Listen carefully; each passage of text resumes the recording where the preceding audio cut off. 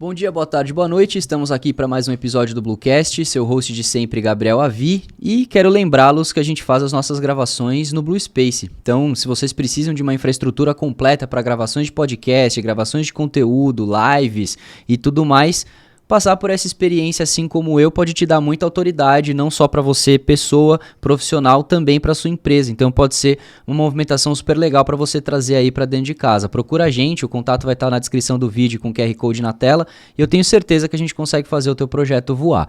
Bom, eu tô aqui hoje com um cara que a gente se aproximou nos últimos anos de uma forma muito interessante, nos tornamos amigos pessoais, tivemos em momentos delicados um ao lado do outro, trocando bastante experiência, e eu tenho a honra de trazê-lo como convidado para poder entrevistá-lo e apresentá-lo a vocês. Eu tô hoje com o Guilherme Rosolha. Gui, por favor, se apresenta pra gente, cara. Muito legal. Pô, prazer estar aqui com você, Gabizão. Bom, contando pra vocês, eu sou o Guilherme Rosolia. Que eu posso falar? Tô no marketing digital há aproximadamente 11 anos. Sou especializado na área de e-commerce.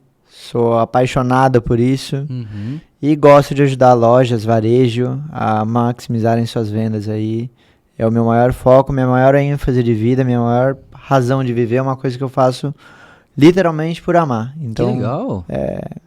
Tô e basicamente assim, nessa você área. tá sendo modesto, né, cara? Porque você já foi dono de agência, você já passou por agência, você já lidou com Esses cabelos inúmeras brancos têm uma história. marcas muito importantes e relevantes no nosso país, e hoje você se posiciona como consultor. Então você ajuda marcas a entenderem melhor aonde elas estão pisando dentro do cenário digital. Então você hoje ajuda marcas a construírem estratégias digitais, ou seja, para chegar nisso você teve um background aí bem extenso para se posicionar como isso e auxiliar essas marcas. Né? Exatamente. Eu tava outro dia fazendo uma conta, conversando com uma grande parceira que eu tenho, que eu falei o seguinte: antes de empreender eu trabalhei com 11 marcas, incluindo agência, software, prestação de serviço, departamento comercial. Uhum. Fiz várias coisas antes de empreender para me encontrar, e no meio dessa jornada, obviamente, eu acabei desenvolvendo alguns cases, né? Uhum. Então, 2013, 2014 foi um ano bem abrupto no mercado de e-commerce, no mercado de varejo digital, e eu acabei me encontrando realmente, entendendo mais sobre algumas coisas que tinham poucas pessoas que tinham um domínio para fazer e para manusear. Legal. E ali eu consegui realmente desenvolver uma carreira voltada para números, métricas e coisas que fogem um pouco das áreas das humanas. E nessa época, então, foi quando você entrou no mercado. Na verdade, digital, digamos assim. Cara, na verdade, eu comecei te falando um pouco da minha história aí, né? Uhum. Eu comecei, na real, em 2011, trabalhando com streaming. Legal. Você sabe o que é streaming? Tô brincando, mas é que o streaming basicamente é o sistema que faz o YouTube funcionar, Netflix, Uhum. Tudo mais. E eu fazia produção de mídias físicas. Uhum. A gente fazia um processo que se chamava de encode para colocar eles nas plataformas digitais. Então, muito filme que tá na Netflix hoje eu cadastrei. Que legal, cara. Mas isso lá em 2011 e você 2011. já estava, por exemplo, porque você é formado em publicidade e propaganda. Nessa época você já estava cursando a faculdade, já tinha se Tava formado? cursando a faculdade, tava no meu primeiro ano de faculdade. Legal. Meu primeiro estágio foi com isso. E você quis fazer isso, tipo, desde sempre? Você, Na desde o verdade, ensino não. médio, falou, Na cara, eu quero verdade- trabalhar com publicidade e propaganda. Cara, na verdade mesmo, quando eu tava terminando o colegial, eu odiava escola, né? Na verdade, desculpa aí, mães, mas eu não gosto muito de escola. É uma coisa meio chata, né? Então, eu não era um bom estudante de escola, repeti de ano, repeti 2 vezes a 6ª série, pra ter certeza que ela era bem divertida. Uhum. Então, eu na escola não era um bom aluno, e aí, quando eu tava pra terminar a escola, eu fui fazer um cursinho pra descobrir exatamente o que eu ia querer fazer. Já tinha descartado coisas de exatas e Uhum. de biológicas ali, Uhum. áreas da saúde, né? E aí, dentro das de humanas, eu fiquei entre jornalismo e publicidade, que era uma coisa que eu queria fazer. Tá. O meu grande sonho de vida era ser tipo um William Bonner. Legal. É porque é uma Minha referência que a referência. gente tem desde muito pequeno, né, cara? Um É âncora um- de jornal, né? E eu olhava com muito bons olhos, assim, pra ele como uma referência, então eu fiz publicidade e jornalismo como opções ali de curso. Aham. Mas eu acabei optando em fazer publicidade porque era algo que, apesar de ser um cara tímido, eu me via com potencial para trabalhar com força de vendas e tudo mais. Apesar de que aquela publicidade mais tradicional, de grandes agências, de Cannes, França e tudo mais, não era um negócio que eu acabava me enxergando tanto. Certo.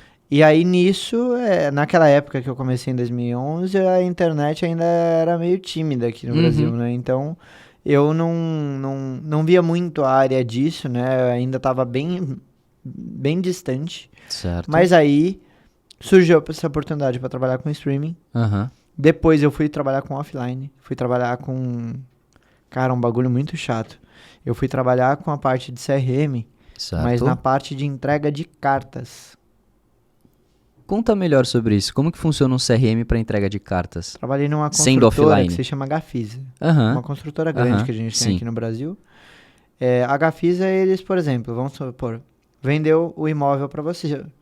Logo depois que você compra o seu imóvel, existe uma rotina de boletos que você tem que receber na sua casa em Certo. carta e de avisos do seu empreendimento. Esses avisos é, por exemplo, a construção já começou, estamos fazendo o térreo, estamos no primeiro andar, segundo andar. Então, eu ia montando essas rotinas que o grupo de comunicação ia fazendo e eu ia vendo para qual mailing eu ia mandar. Entendi. A gente construía simultaneamente mais de 100 imóveis.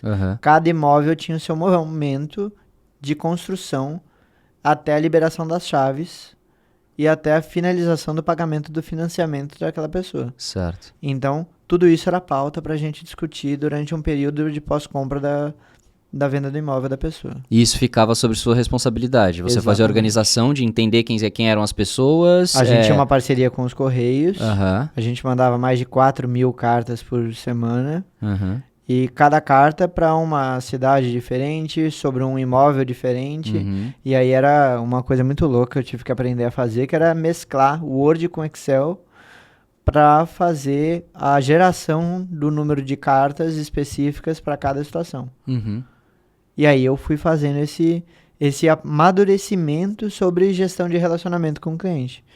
Que é quando que você vai mandar a carta do quê, para qual circunstância, por quê, né? Existia um planejamento de marketing que prestava suporte para você, por exemplo? Sim, Tipo, existia um se você ia departamento falar de que comunicação. o térreo tinha sido construído, eu imagino que essa mensagem chegava pronta para você pelo marketing, talvez? Chegava. E aí chegava você- também, eu tinha um cara de banco de dados que me separava o mailing que eu tinha que mandar. Certo. Então aí eu separava as pessoas que compraram aquele imóvel, que já estavam com tal vigência paga e tal, e que tinha aquele aviso do primeiro andar que tinha sido construído. Entendi. E essa foi a sua segunda oportunidade. A primeira foi com streaming, você saiu do streaming para trabalhar com isso. Exato. E aí, onde você foi depois? Depois eu fui trabalhar com software de e-mail marketing. Software de e-mail Se marketing. chamava Media Push. Você pegou o que você fazia no correio e falou, deixa eu fazer esse digital. Exato, eu fui chamado para ser estagiário comercial lá. Uhum. E aí eu comecei a montar, basicamente, eu vendia, na época, existia uma popularização de venda de base de e-mail, Certo. na 25 de março. Hoje não é uma coisa legal, gente, não Eu façam ia isso. falar sobre isso. Uma tal de lei apareceu um pouco depois uma aí. tal de LGPD veio matando. Mas aí os corretores de imóveis, eles faziam muita tentativa de venda de apartamento aqui em São Paulo, comprando base na 25 de março. Na época se comprava por R$50, o meu software custava R$19,90. Uhum. E aí eles conseguiam fazer disparo de e-mail, né? Que na verdade a gente chama de spam. Mas da forma como era feito a gente chama de spam, né? Porque era o envio da mensagem indevida para as pessoas, né? Sim. Por Você sinal, teve acesso a um e-mail que a pessoa não tem ciência ou nem às vezes nem tem interesse, mas que ela vai receber uma propaganda daquilo ali que está sendo vendido, né? exatamente. Por sinal, é legal comentar que tem uma entrevista minha no Jornal Nacional falando sobre spam. Porque nessa época eu fui chamado por uma assessoria de imprensa para falar sobre envio invasivo de mensagem, etc. Uhum. Então, ali eu realmente amadureci, eu fiquei 3 anos nessa empresa, Aham. amadureci sobre pacote de vendas, né? Certo. Empacotar algo para vender uma solução, né? E não só isso, eu também aprendi muito sobre marketing, né? E quando eu me formei, eu tive um puta de um líder, desculpa o palavrão, pode falar palavrão? Pode, à vontade. Mas, Sinta-se em casa, cara. então, puta de um líder, que era o Rogério Godoy, Aham. que é um cara incrível, que trabalha até hoje no grupo MT4, que é o grupo que a gente participava. Uhum. E, cara, é um cara que me abriu muita oportunidade, porque eu sempre fui um cara que gostei de praticar network, sempre era um cara que quis estudar. Quando eu me formei, ele me incentivou a fazer um curso da ComSchool, que foi comprado pelo grupo Magalu, Uhum. de gestão de e-commerce e marketing digital. Lá eu aprendi muito e lá eu tive a oportunidade de conhecer alguns eventos do mercado. Uhum. Teve conferência de conteúdo, Afiliados Brasil, vários eventos que me abriu porta de frequentar, de ir para conhecer pessoas do mercado. Uhum. E quem me abriu essa porta foi realmente o Rogério Godoy, tá? Legal. Depois dessa oportunidade, eu fui trabalhar basicamente num marketplace. Era um marketplace de moda, viagens e eletrônicos, Uhum. tá? A gente vendia desde Fast Shop até Amaro. Legal. E aí, nessa época, eu fazia disparo de e-mail marketing, basicamente, e landing pages com influenciadoras. Uhum. Naquela época, a gente contratava mais ou menos umas 20 influenciadoras por trimestre, né? Tinha um Isso plano de quando? mídia 2000 e quanto? 2016, 16. eu acho. Não, 2015, Aham. fim de 2015. E daí eu trabalhei nessa parte de gestão de disparo de e-mails e etc. Uhum. Fui trabalhar num agregador de moda, que é onde eu mais também, dentro desse universo de marketplace, e-commerce, foi onde eu amadureci bastante também. E como é que era, por exemplo, a maturidade do marketplace naquela época? Porque eu sei que existiu um boom do marketplace mais recentemente, muito provocado por conta da pandemia também, né? Até então, a gente tinha marketplaces como sendo sites extremamente grandes, tipo um Submarino da vida que vendia o próprio coisas que tem no estoque do Submarino, como de terceiros também, Americanas, enfim, sites grandes, nomes grandes, né? E aí na Sim. pandemia a gente teve uma ascensão de outras empresas começarem a fazer o mesmo até para buscar monetizar mais as suas vendas digitais e ter mais revendedores ali dentro. Como é que era isso lá em 2015, 2016? Cara, a gente Como que o tinha, mercado olhava para isso, né? lá naquela época, a gente estava basicamente com uma situação bem... tinha uma operação comercial grande, Uhum. tinha um time de tecnologia proprietário que conseguia fazer as integrações, né? Legal. E tinha as regras comerciais, né? Regras comerciais, a gente fazia um calendário Uhum. do que ia ser divulgado em qual dia e como que a gente ia realmente usar a nossa base de e-mail, né? Para apresentar aquela loja que a gente estava fazendo.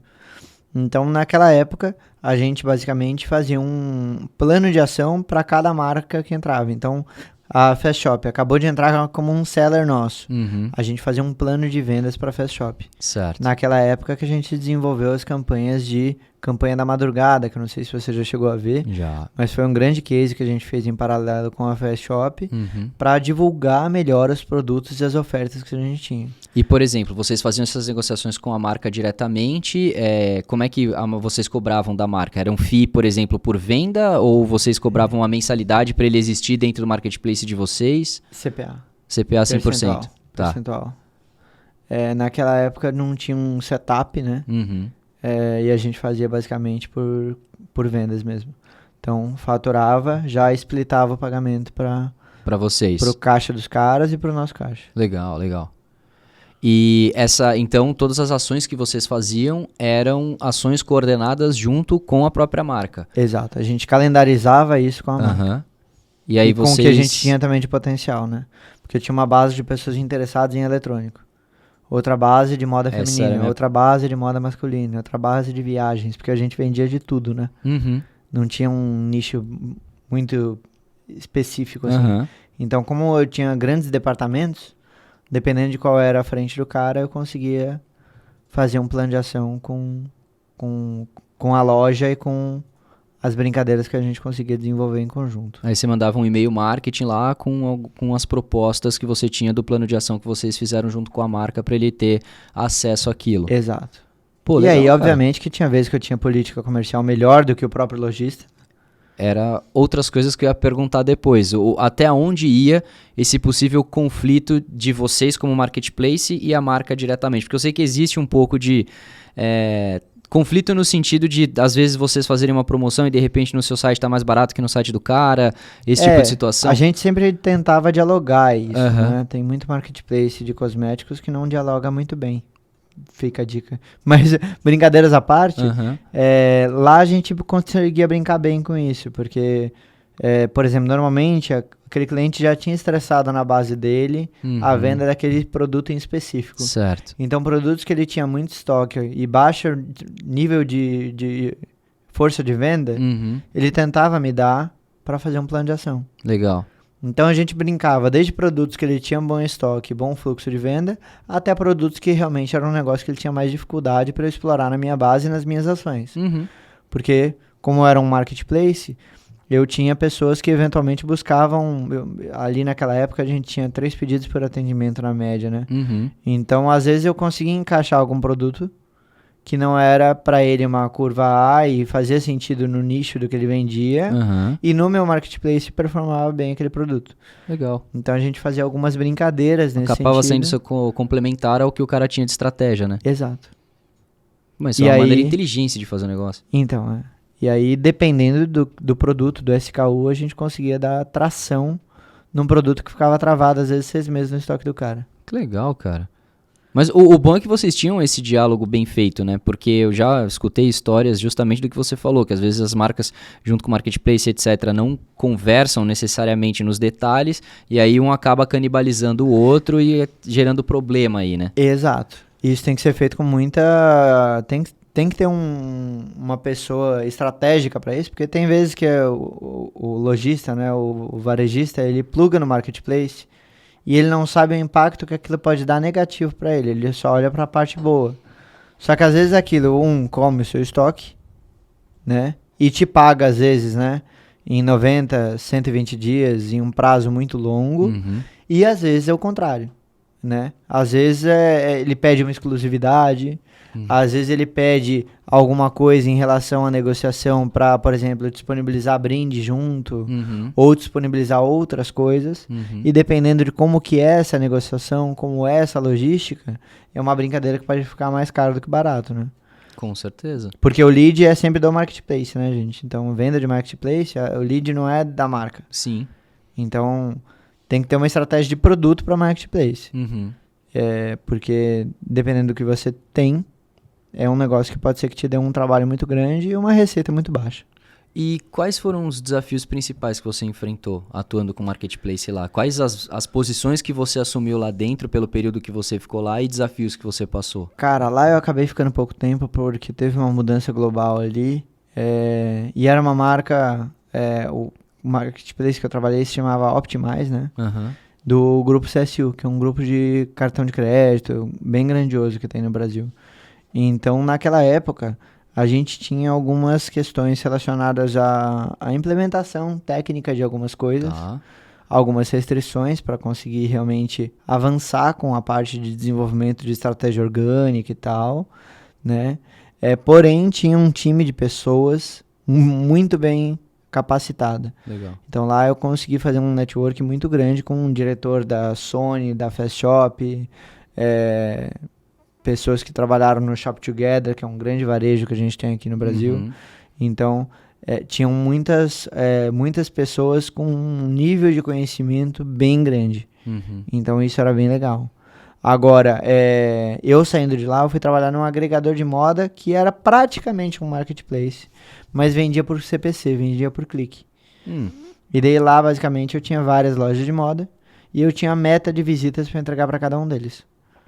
E aí você fazia tráfego pago para poder fazer isso acontecer? Como não, que você... porque seria meio que bitributal. O cara já fazia tráfego pago para ele. Tá. O que eu fazia basicamente é conteúdo para ele e gerenciava o impacto do meu conteúdo na base de e-mails que eu tinha. Tá. Que era de uma influencer de moda. Então ela tinha um impacto grande. Na real era como se fosse pessoas que contratavam ela para ser a influenciadora, embaixadora. Certo. A gente fez projetos muito legais de levar algumas marcas com uma linha para Grécia, para Itália, fazer shootings em Portugal. Então a gente conseguiu desenvolver planos de ação muito legais e que ficavam muito acessíveis para as marcas. Porque eu virava para Arezzo e falava, ó, com 50 mil a gente vai fazer um plano de shooting na Grécia e vai levar produtos seus. Na hora, no storytelling, isso fazia muito sentido para Arezzo. E era muito barato.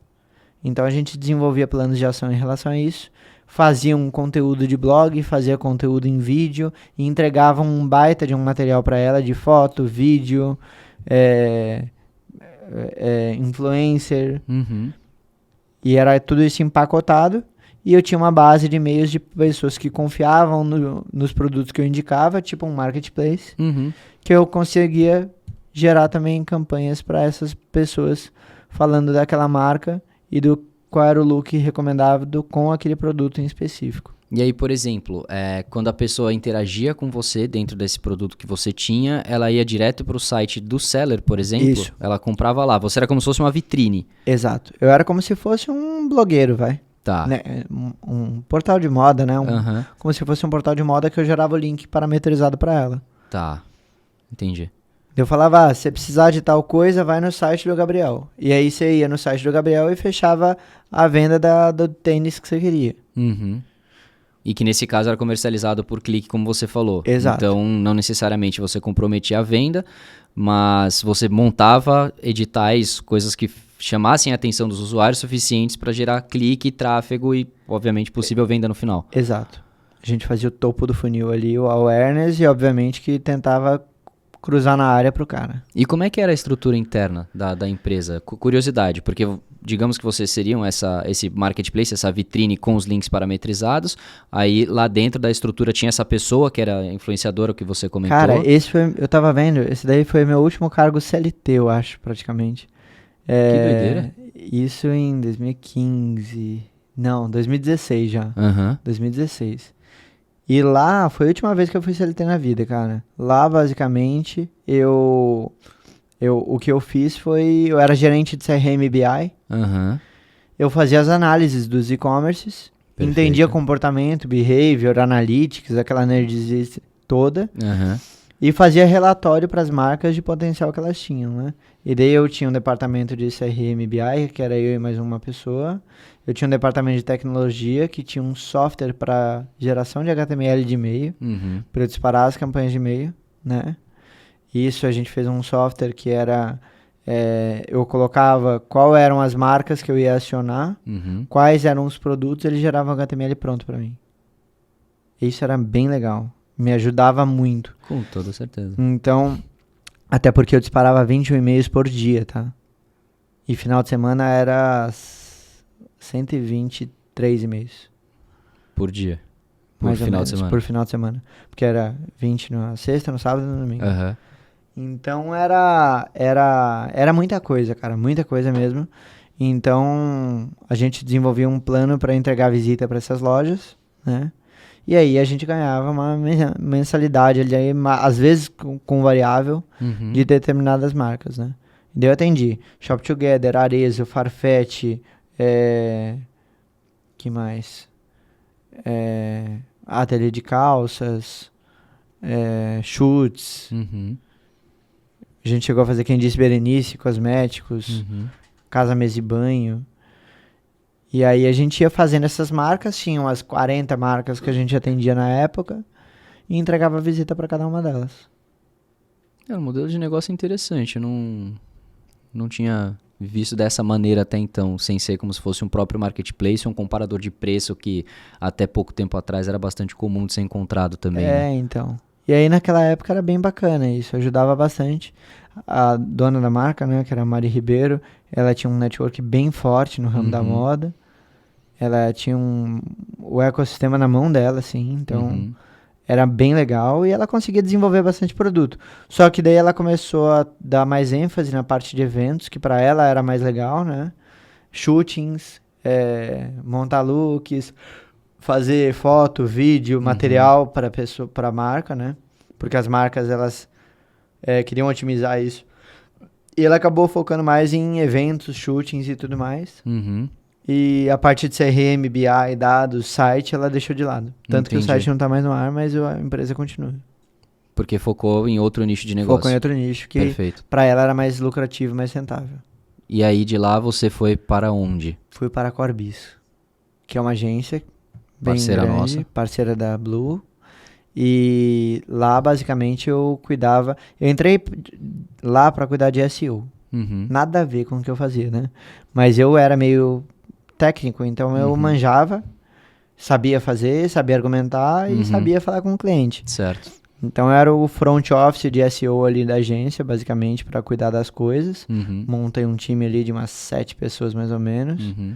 E que eram analistas que cuidavam das contas, né? E lá eu tive muita proximidade com os donos, né? Com quem realmente fazia as coisas acontecer. Eu cresci muito lá. Uhum. Foi muito bom pra mim. Peguei a empresa, tinha 40 colaboradores, a gente chegou a mais de 150 naquele ano que eu fiquei lá. Uhum.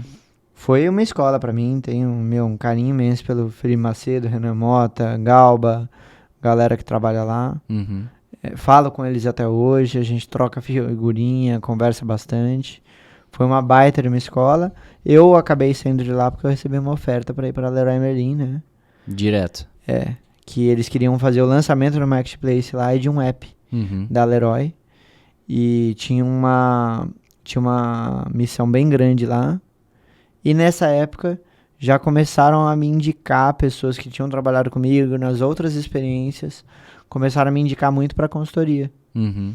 E aí começou a aparecer uma oportunidade, outra oportunidade, outra oportunidade. E daí quando eu peguei umas 7 oportunidades de ofertas boas assim para trabalhos estratégicos, Como consultor, você disse. como consultor, que eu montava meio que times, eu montava algumas squadzinhas, né? Uhum. E eu gerenciava Mas isso você prestando serviço diretamente para as marcas? E de ou- madrugada, praticamente. Porque você trabalhava Eu trabalhava para meio Leroy, por CLTzinho exemplo. ali pra Leroy, né? Horário comercial travado. Aham. No horário que me sobrava, eu fazia essas consultorias. Certo. E aí, Leroy Merlin, na época, o escritório era em Interlagos. Tinha dia que eu saía de lá às 7 da noite, ia pra Zona Norte de São Paulo, região Tucuruvi, e fazia o que eu tinha que fazer. Uhum. E isso era bem estressante, né? E aí, ficava lá até meia-noite, trabalhando, e voltava pra casa, dormia, de manhã, às 7 da manhã, saía, e fiz isso praticamente por uns 6 meses. Uhum. E aí, quando eu peguei bastante cliente, eu tava com bastante conta administrando, eu falei, quer saber de uma coisa? Eu vou pegar e vou pedir demissão. E daí eu pedi demissão da Leroy e fiquei só com a Growth, né? Chamei 2 pessoas pra ajudar eu no dia a dia, porque tinha muita demanda, tinha muito trabalho. E comecei a investir na Growth House, que era a agência que eu acabei desenvolvendo e criando, né? Então, você foi, para quem não sabe, a título de curiosidade, fundador e CEO da Growth House, que foi uma agência que atendeu bastante clientes, que foi onde a gente se conheceu, inclusive. Exato. Porque a gente, como prestador de serviço para retargeting, vocês precisavam de parceiros de mídia para oferecer isso aos parceiros de vocês, os clientes de vocês. Foi ali que a gente se conheceu. Exato. Então, a concepção da Growth veio dessa oportunidade. Você estava trabalhando na Leroy, pessoas passaram a te indicar, porque, obviamente, você trilhou bons caminhos por onde você passou, as pessoas indicando por conhecer, pô, o cara fez um bom trabalho aqui, fala com ele pode te ajudar nessa frente. E aí, disso, você acabou transformando do que era para ser indicação no negócio da sua vida, digamos assim. Exato. E daí, em janeiro de 19, eu saí parei de, basicamente... ficar em uma empresa só e passei a ter a agência digital aí que ajudava as marcas de varejo.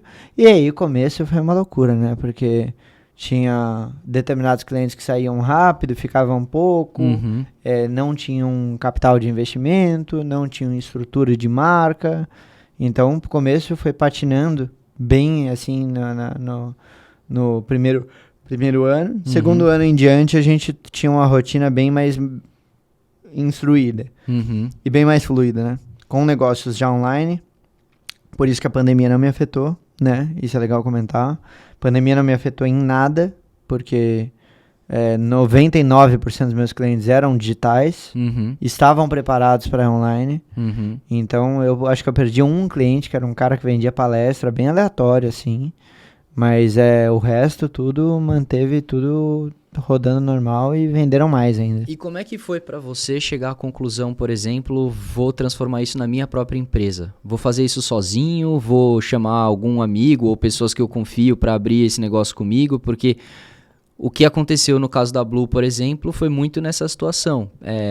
Meu sócio, que é o principal fundador, né? Eu sou o cofundador, digamos assim, ou um dos, mas ele me chamou e falou, cara, eu tenho uma ideia aqui, eu preciso de pessoas que eu confio, que eu acredito que vão ajudar a levar o negócio para frente. Quer entrar nessa comigo? Não te garanto nada, a gente não tinha nada também. Falou, vamos tentar? A gente pega empréstimo, se vira e faz acontecer. Como é que foi isso para você? Cara, pra mim, basicamente, eu tinha uma geração de caixa muito alta naquela época, porque eu tinha a cadeira, né, que me dava um salário alto bom, e na Leroy, e tinha os outros clientes que me remuneravam na época relativamente bem, tá? Uhum. Então, como eu já tinha alguns serviços já em contrato, eu já comecei com o meu próprio caixa, né? Os 3 primeiros meses, basicamente, foi meio que vendendo almoço para pagar janta ali e Tá. tal. E depois começou a ter projetos um pouco melhores para montar times, montar estrutura, montar uma coisa maior, né? E aí eu contratei um escritório na Avenida Paulista, contratei pessoas, fui escalando, né? Cheguei a 12 pessoas no primeiro ano, operacionalmente falando. E a gente foi aumentando ano a ano, colocava mais 5 pessoas para dentro, mais 10 pessoas para dentro, em Uhum. relação a colaboradores, né? E como é que E era o quadro societário da Growth? Começou só você? começou eu, o Renato, né? Em Uhum. princípio. E depois, basicamente, a gente chamou a Heloísa também para ser sócia. Perfeito. E aí ficaram vocês três, então, ocupando as cadeiras de C-Level, digamos assim. E aí Exato. você montava os squads. Como você crescia em pessoas, como você falou agora. Um ano a gente pegou 6, outro ano a gente pegou 12.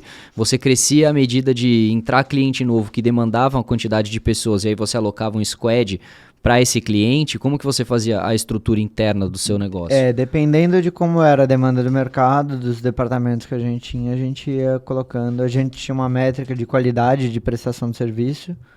Então, um analista ele conseguia atender com qualidade até X clientes. Uhum.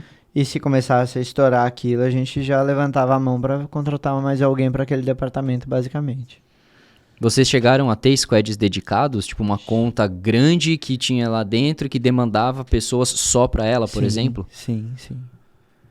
sim, porque tinham marcas que precisavam de assistência para isso Uhum. e tinha um departamento interno de marketing pequeno, né? Então era melhor ele terceirizar esse tipo de demanda.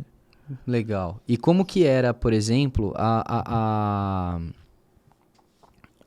a parte do que vocês faziam dentro de casa? Vocês eram especialistas em quê? Cara, então, eu basicamente, a minha principal especialidade era a parte de CRM, BI e SEO, né? Uhum. Então, é onde eu tenho bastante domínio. Uhum. E o Renato, ele era muito forte em mídia, né? Mídia de performance, compra de Google Ads, Facebook Ads, etc. Então, basicamente, era daí que vinham as coisas. Eu, apesar de não ser um cara que operava mídia, eu aprendi a vender mídia bem.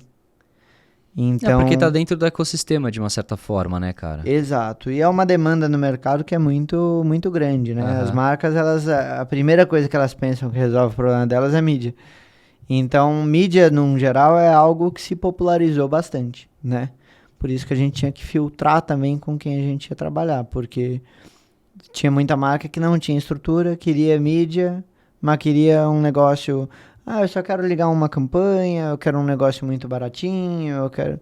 E aí a gente ia filtrando para evitar ter uma perda de performance mesmo e pegar projetos que não eram sustentáveis, né? Uhum. Por exemplo, desculpa se alguém que está assistindo é dropshipper, mas eu tinha problemas grandes com dropshipping. Porque o cara não tinha constância. Uhum. Muitas vezes o cara tava no CLT e de noite fazia dropshipping. Uhum. E a gente estava acostumado a trabalhar com empresa mesmo, né? Sim. Empresa que tem alguém que tá com a barriga no balcão ali todo dia, alguém que se dedica para aquele site. Então, quando acontecia, a gente chegou a trabalhar com 2, 3 dropshippings, era sempre caótico. O cara não colocava a verba na mídia, não colocava as coisas que precisava fazer, demorava, depois gritava com a gente porque Não deu resultado. esperava algo, né? Esperava um resultado. Então, essa é um pouco da área de performance que é complicado nesse sentido, né? O cara, ele acha que algumas vezes tem lojista que pensa que é fábrica de dinheiro, né? Sim, Se eu te der total. 1.000, você me dá 10? Eu falo, se eu tivesse esse racional, meu amigo, eu Pode já ter faria um certeza que eu empréstimo não no ia fazer isso pra banco. você. Eu faria um empréstimo no banco com tranquilidade de começar um business de varejo, Uhum. né? Mas aí a gente foi educando esse mercado, treinando. A gente teve várias oportunidades legais. A gente se juntou para fazer um SEO Day também, Uhum. que era um evento de meetup só para discutir sobre estratégia orgânica, Uhum. né? Então a gente foi se popularizando. A gente fez Feira do Empreendedor em 2019, Uhum. compramos stand, fizemos bastante coisa legal assim nesse sentido, que foram grandes conquistas tanto para a marca da agência como também para se popularizar em relação a quem a gente ia atender, como, porquê. E bater muito cabeça no começo, né? Porque até você entender para quem você é bom, demora, né? Por isso que eu quero deixar uma dica muito boa aqui, que eu acho Por que vai favor. ser válido, que é o seguinte. Quando você vai começar a empreender, você pensa que todo mundo que quiser ser seu cliente vai ser bom. Logo que você começa, todo mundo que fala, eu quero contratar a sua solução, no começo você pensa que qualquer um que está com dinheiro no bolso tá ótimo, né? Depois você vai vendo para quem você é bom mesmo. E aí é onde você tem realmente o maior. Então, até a gente se posicionar com o pé firme de que a gente era bom para e-commerce, Uhum. a gente vendeu para muita startup. A gente vendeu para muita ótica Uhum. de bairro. Então, tô brincando porque é outro trabalho, tá, gente? Então, se você tem uma ótica de bairro, a sua estratégia é diferente de um cara que é especialista em e-commerce, como é o meu caso. Uhum. Existem caras que são ótimos em óticas de bairro, Uhum. né? E que vão dar um resultado bacana para esse cara. Sim. Eu, Guilherme, eu não sou especializado nisso. Não é uma coisa que eu surfo bem. Uhum. Startup, eu passo muito nervoso.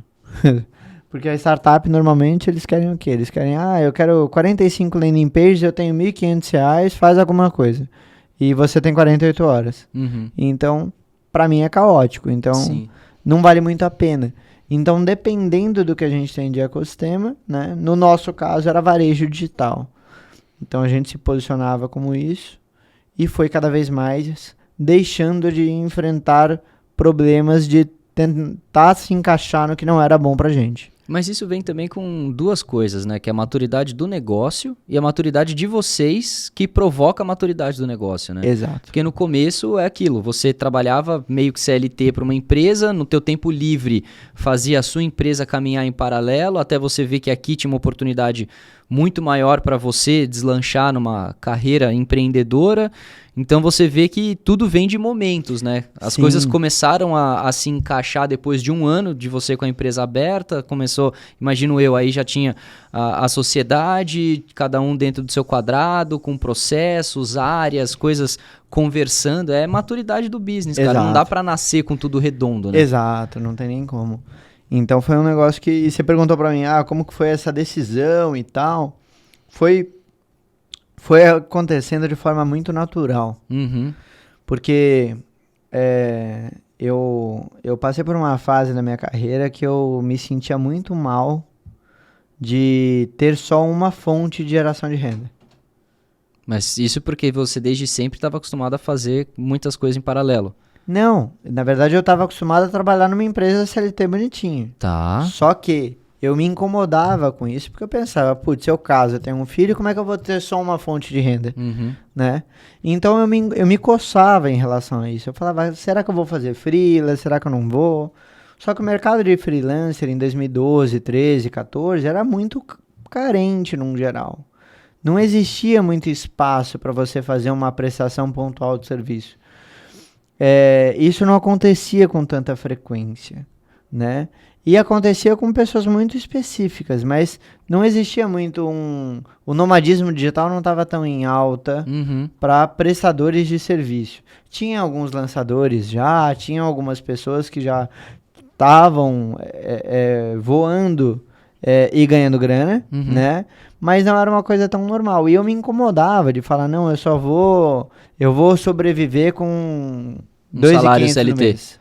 Uhum. 3.500 no mês, que seja. Mas ficar ali só naquilo me incomodava. Uhum. Então eu falava, eu preciso ter outras fontes. E aí eu fiz um processo de coaching, cara.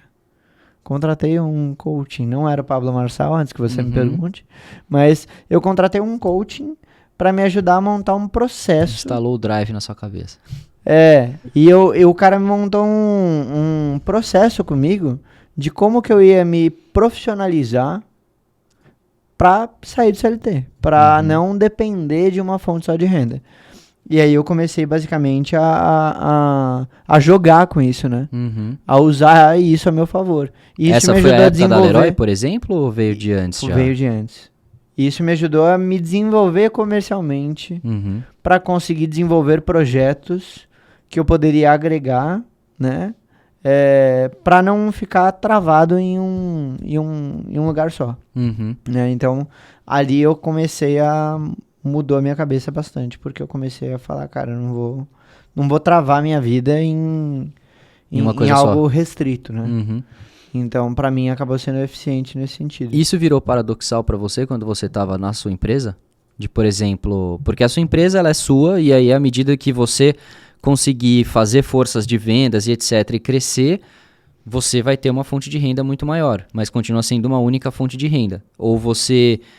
Aí que entra a minha pergunta do ser paradoxal. Enquanto você estava com a Growth, por exemplo, você, obviamente, se dedicou 100% para aquilo, ou você tinha ela e você fazia alguma outra coisa para esse duplo jogo funcionar na sua cabeça? Tipo, sei lá, investimento, alguma coisa do gênero? Investimento eu sempre faço, há muitos anos já, Aham. mas paralelo a isso, o que eu fazia basicamente,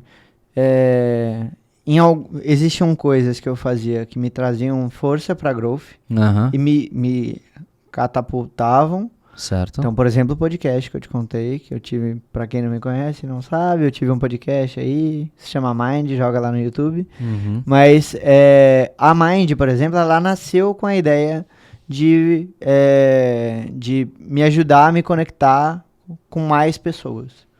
Então eu consegui me aproximar muito do grupo Vtex, eu consegui me aproximar muito de algumas marcas que eram muito legais, o próprio E-Commerce Brasil, Thiago Baeta e tal. E isso começava a me abrir frentes. E outra, me dava muita reputação. Uhum. Porque na hora que eu ia conversar com uma marca, eu tinha o ecossistema na minha mão, né? Então, que é aquilo que eu estava até te falando, de algumas ideias que eu tenho vontade de desenvolver. E quando eu vou dar consultoria para uma marca, eu falo, não, mas você está nessa plataforma de e-commerce, você tem essa solução de CRM, o que você está usando para performance. Uhum. Eu acabo sabendo qual que é o nível daquela marca. Perfeito. O nível de maturidade que ela tem, eu consigo fazer um diagnóstico do que é adequado para ela, o que cabe para ela. Uhum. Por exemplo, tem marca que a gente fala às vezes de instalar uma Salesforce, mas tem marca que não tem maturidade para isso. Perfeito. O cara não fatura o suficiente para isso. Ele não tem um giro de pedido para isso. Uhum. Então a gente tem que saber quando a gente vai recomendar cada uma das coisas. É como se fosse um trabalho nutricional. Sim. Você não vai recomendar uma dieta de 6.000 calorias para um cara da minha altura.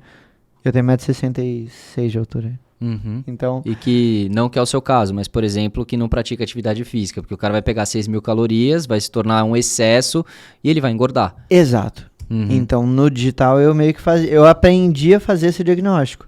E isso passou a me trazer autoridade também no mercado para conseguir me posicionar como um especialista de e-commerce. Uhum. E aí, o cara, quando ele me aborda hoje, eu consigo meio que dar um banho nele e falar, cara, o seu mato alto tá aqui, ó. Esse daqui você precisa tirar, você precisa cortar, você precisa limpar. Para a sua operação funcionar bem, para você começar a ficar redondo. E isso você já fazia na Growth, por exemplo. Já fazia. Porque já onde fazia. eu te conheci na Growth, você pra mim era a cara da Growth, como uma pessoa de vendas que sempre que pensava e associava a marca, vinha você na cabeça. Exato. E eu basicamente, apesar de vender muito pacote de mídia, que era uma Aham. coisa que eu vendia muito bem, eu não vendia só a mídia, né? Só, vou fazer anúncio para você. Porque o anúncio pelo anúncio é apertar botão no Facebook, no Google, qualquer um aperta. Mas eu agregava valor com outras coisas. Uhum. Então eu dava um banho de loja, eu falava de como que estava a estrutura comercial, as vitrines, as categorias. Eu dava um banho geral no e-commerce do cara e a mídia era um complemento. Uhum. Mas eu não me apoiava eu não usava a mídia como grande destaque. Uhum. E isso me ajudava muito, porque eu acabava tendo mais facilidade em me conectar com a marca. 90% das vendas que eu fazia eram com os diretores da marca. Uhum. E aí, de empresário para empresário, eu me entendia e entendia qual era a dor do cara. Uhum. E aí eu conseguia destravar ele, ele conseguia confiar em mim e me dava o crédito e confiava em mim para fazer um plano de marketing para ele. Né? Uhum. Que englobava muitas coisas além da parte de mídia paga. Exato. E você pode contar sobre cases? Não sei se você pode abrir, mas, por exemplo, marcas que você fez um trabalho super legal, que, a marca reconheceu isso e, enfim, vocês foram fundamentais para aquele projeto ou aquele período de parceria. Claro, cara, a gente fez algumas coisas legais. A gente fez um trabalho para Giovanna Baby que multiplicou por 10 as vendas dele com e-mail marketing na pandemia, né? Principalmente relacionada ao álcool gel. Era uma coisa que estava escassa nas farmácias, né? Em abril e maio de 2020. E a gente conseguiu fazer um projeto bem grandioso que multiplicou por 10 as vendas de uma loja Vtex que já vendia bem. Uhum. E a estratégia de disparos de e-mails segmentados acabou ajudando eles a multiplicar por 10. Isso foi algo pontual, específico da pandemia. Uhum. Outra coisa legal que a gente desenvolveu era blogs. A gente fazia muito blog de SEO, foco orgânico, que trazia um canal para cara de que fazia ele economizar muito. Então a gente chegou a fazer projeto que chegou a economizar mais de 200 mil no ano. Caramba. Pelo fato do cara conseguir conquistar a visita que trazia venda, sem precisar pagar. Uhum. Então isso a gente desenvolveu alguns desses, né? Mas tentar te dar um exemplo, existe uma loja que era de equipamentos odontológicos que a gente conseguiu fazer isso e foi um baita de um case, assim, que em 2 anos ele economizou uma grana muito grande, assim. Uhum. Isso são alguns. E um projeto que é de offline, mas é legal comentar com você, também entrando um pouco nessa lógica de CRM, a gente ajudou o lançamento da Mercedes, da GLA 200 de 2021. A gente ajudou eles a fazer um projeto de comunicação mesmo, para se expressar melhor com uma audiência de mulheres. É um carro que eles estavam querendo vender mais para mulheres, né? E desenvolveram um produto específico para isso e a gente conseguiu fazer um plano de comunicação assertivo com pessoas para tentar divulgar o test drive. Que legal, cara. Eu não fazia a menor ideia disso, não sendo algo digital. Para mim, vocês pegavam 100% de trabalhos voltados para o digital. Esse trabalho era na internet, porque tinha uma landing page específica da mercedes.com.br para agendar o test drive. O que a gente fez foi realmente a divulgação disso, né? A divulgação com os canais digitais. Mas levava para o físico, né? Caraca, que legal. Isso era uma coisa que eu não sabia. Então, interessante. Isso é bem legal. E me conta uma coisa sobre você, Gui, e é uma curiosidade mesmo.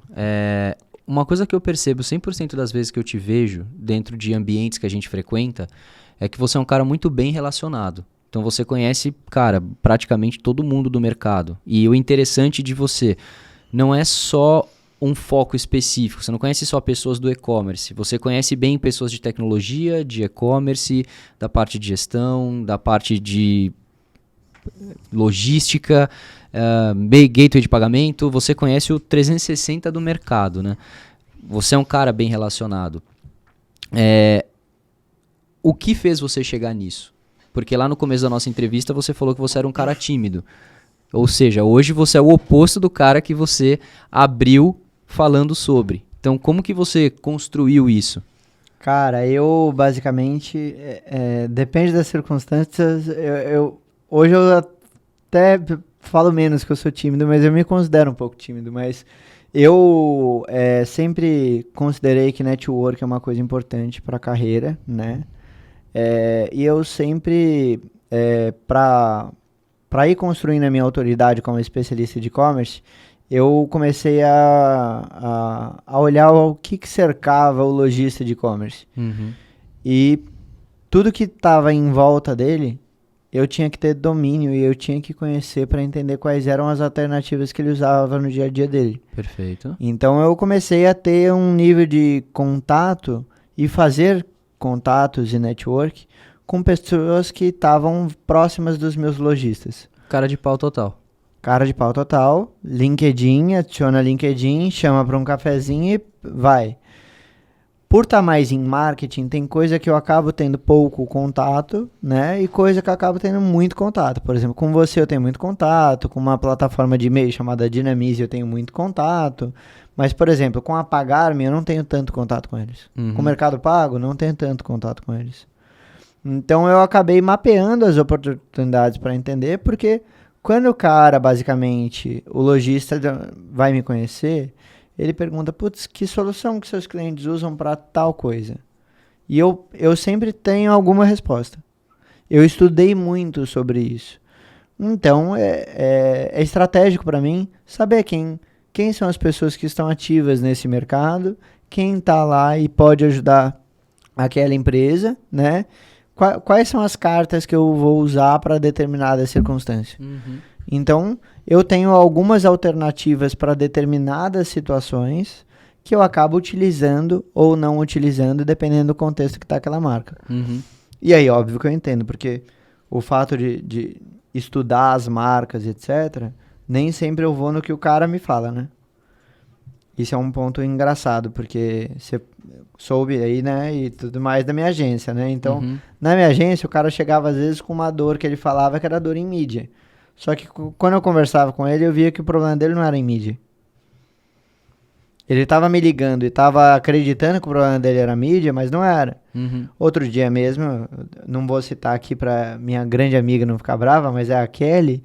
Outro dia a Kelly me ligou e falou, não, eu preciso mudar o meu software de e-mail. E eu falei, cara, mas o seu problema não tá no seu software de e-mail. O seu problema tá nas suas campanhas. Aqui, o software...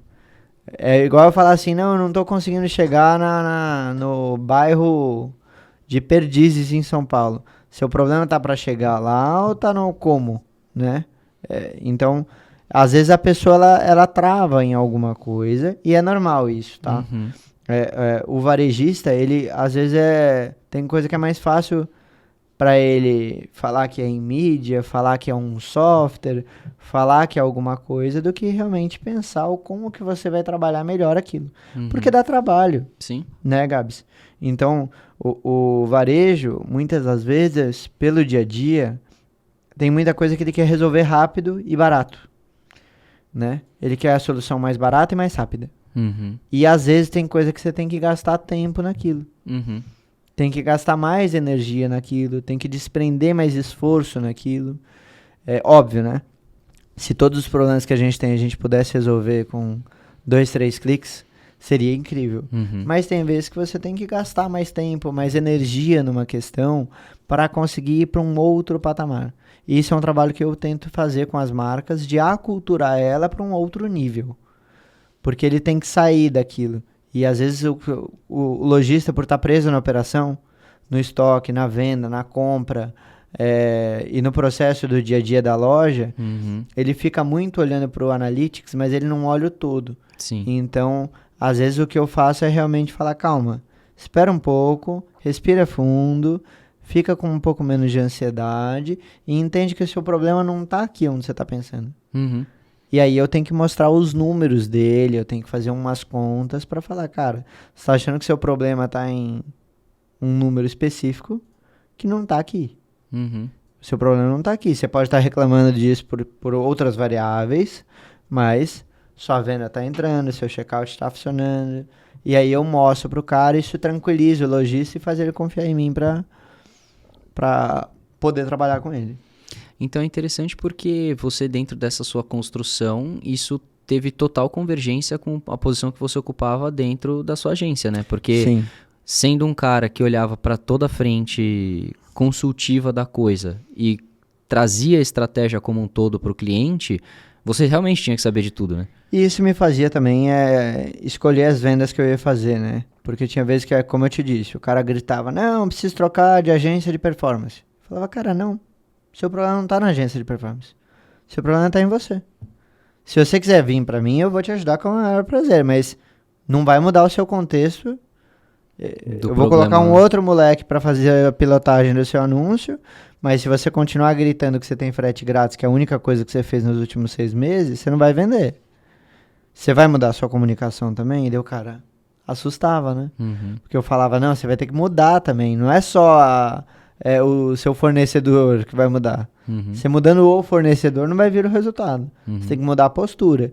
E aí, quando eu falava de mudança de postura, é onde realmente eu ganhava o cara, a conta e a condução estratégica daquilo. Uhum.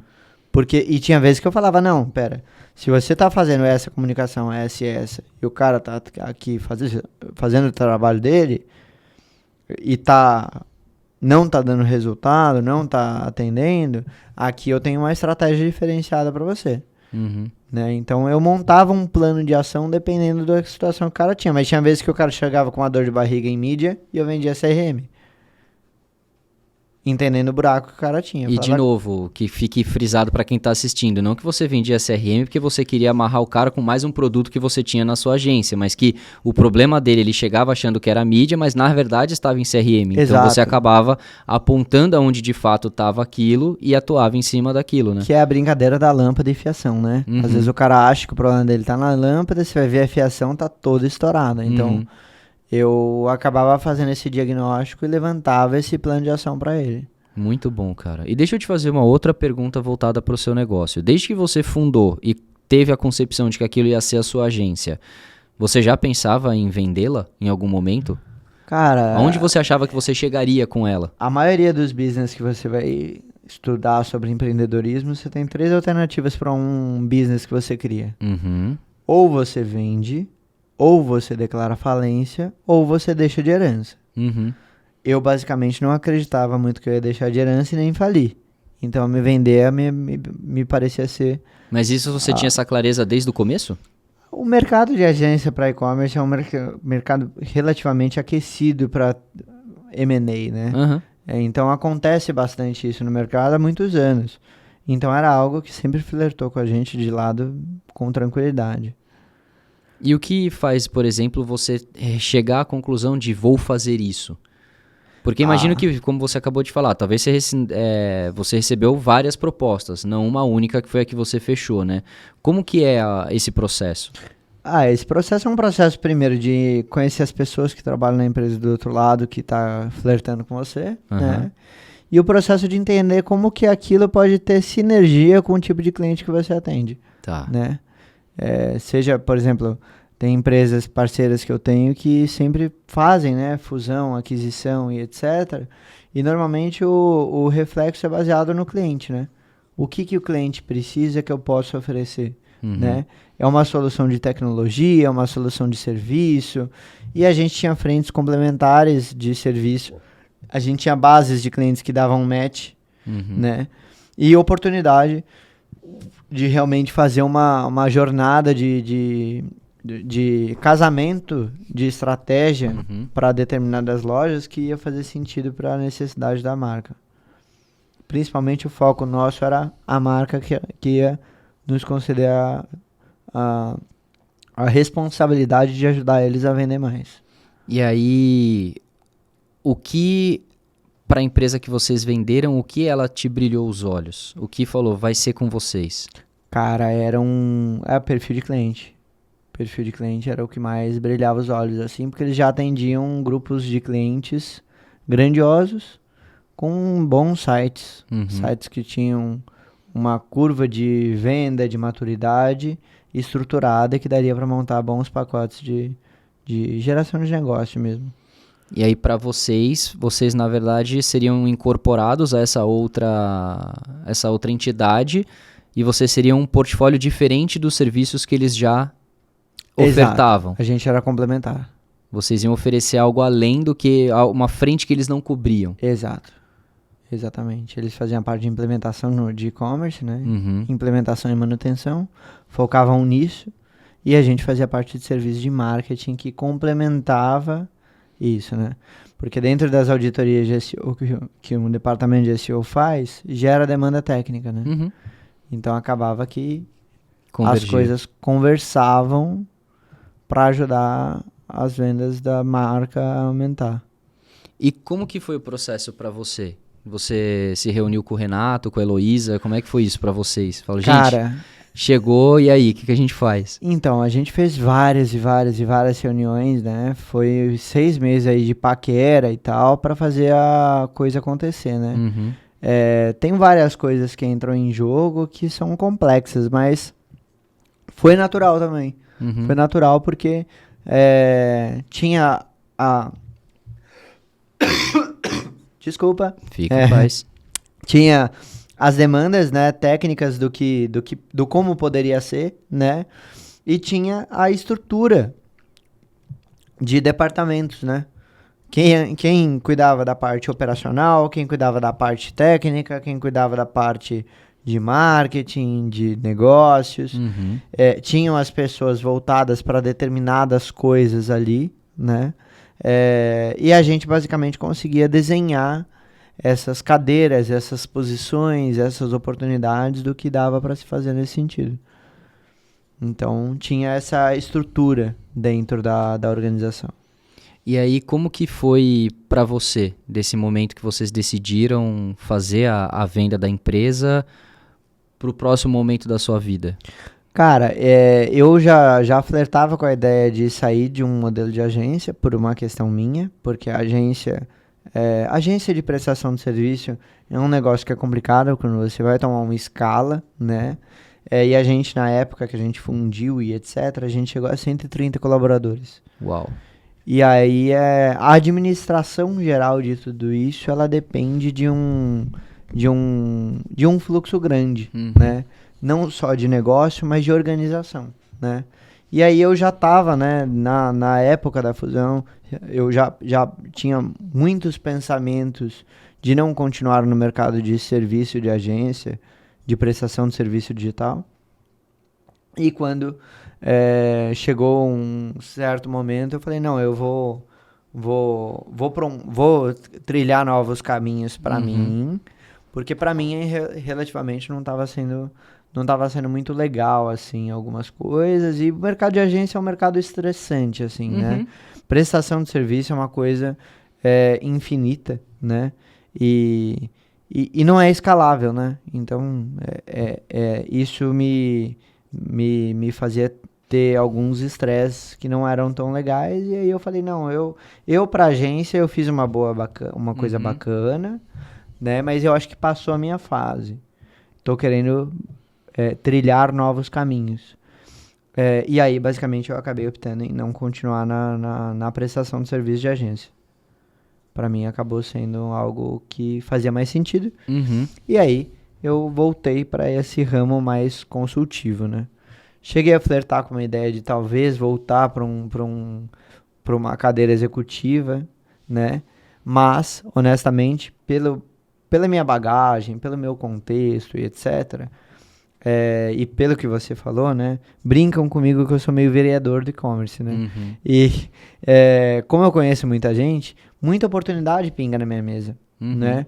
E o fato de ser técnico e ser apaixonado por e-commerce, eu não deixo de conversar com marcas. Total, né? você tem que estar aberto, né? Pode ser que em algum momento que você esteja enfrentando, isso faça sentido para você. Então... Exato. Então, o fato de ter um network muito ativo, ter o ecossistema literalmente mapeado, muita coisa eu consigo flertar, driblar, agilizar, destravar. E aí é uma coisa que eu acabei sempre usando a meu favor para fazer as coisas acontecer. E daí eu prestei algumas consultorias, né? Hoje eu tô como consultor de algumas marcas, que eu tô realmente estruturando o departamento de e-commerce delas, ajudando as coisas a sair, a destravar. E são marcas que já estavam no digital ou você está ajudando elas a ir para o digital? Eu tenho marca que está nascendo, que eu assessoro hoje, né? Que está entrando agora em janeiro, fez o lançamento do site. E tenho marca que já está 3, 4, 5, 6, 7 anos. Então você é o consultor que, cara, a qualquer momento que o seu possível cliente esteja, você tem o conhecimento necessário para conseguir ajudá-lo a ter uma vida melhor no digital. Exatamente. Se o cara precisa basicamente melhorar a experiência de consumo dele, aumentar a conversão, eu consigo assessorar ele a ver quais são as melhores alternativas que ele vai utilizar no dia a dia para destravar as vendas. E, cara, imagina os desafios que essas empresas não te trazem, né? E você agora sendo um consultor independente, o qual você depende única e exclusivamente de você, obviamente com toda a bagagem que você tem muito mais poder também de negociação, né? De conseguir fazer as coisas eu acabo diretas. trazendo alternativas também, que são soluções que eu confio para fazer as coisas acontecer, né? Eu não deixo de ser um gerente de marketing para aquela marca. Sim.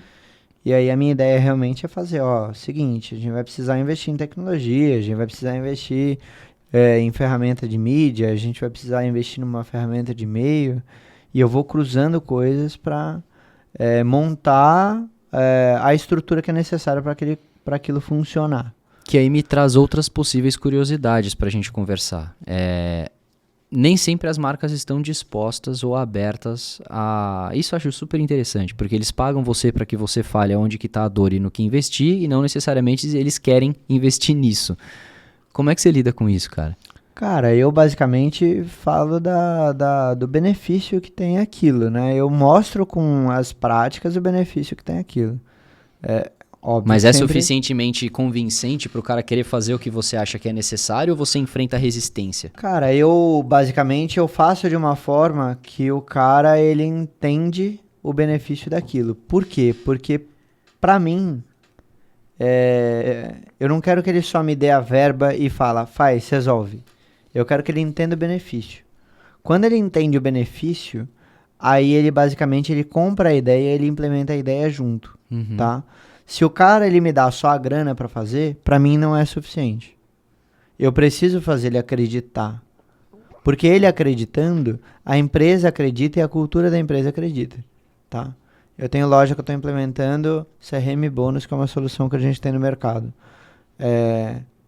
Eu preciso que a diretora de PDV acredite naquela alternativa. Não é só o dinheiro. Porque se o time de vendas, se as vendedoras não acreditarem, elas vão meio que boicotar aquele software. Imagina que a marca gastou com você, nesse caso que você trouxe, a marca gastou com você, você sugeriu o CRM Bônus, implementou.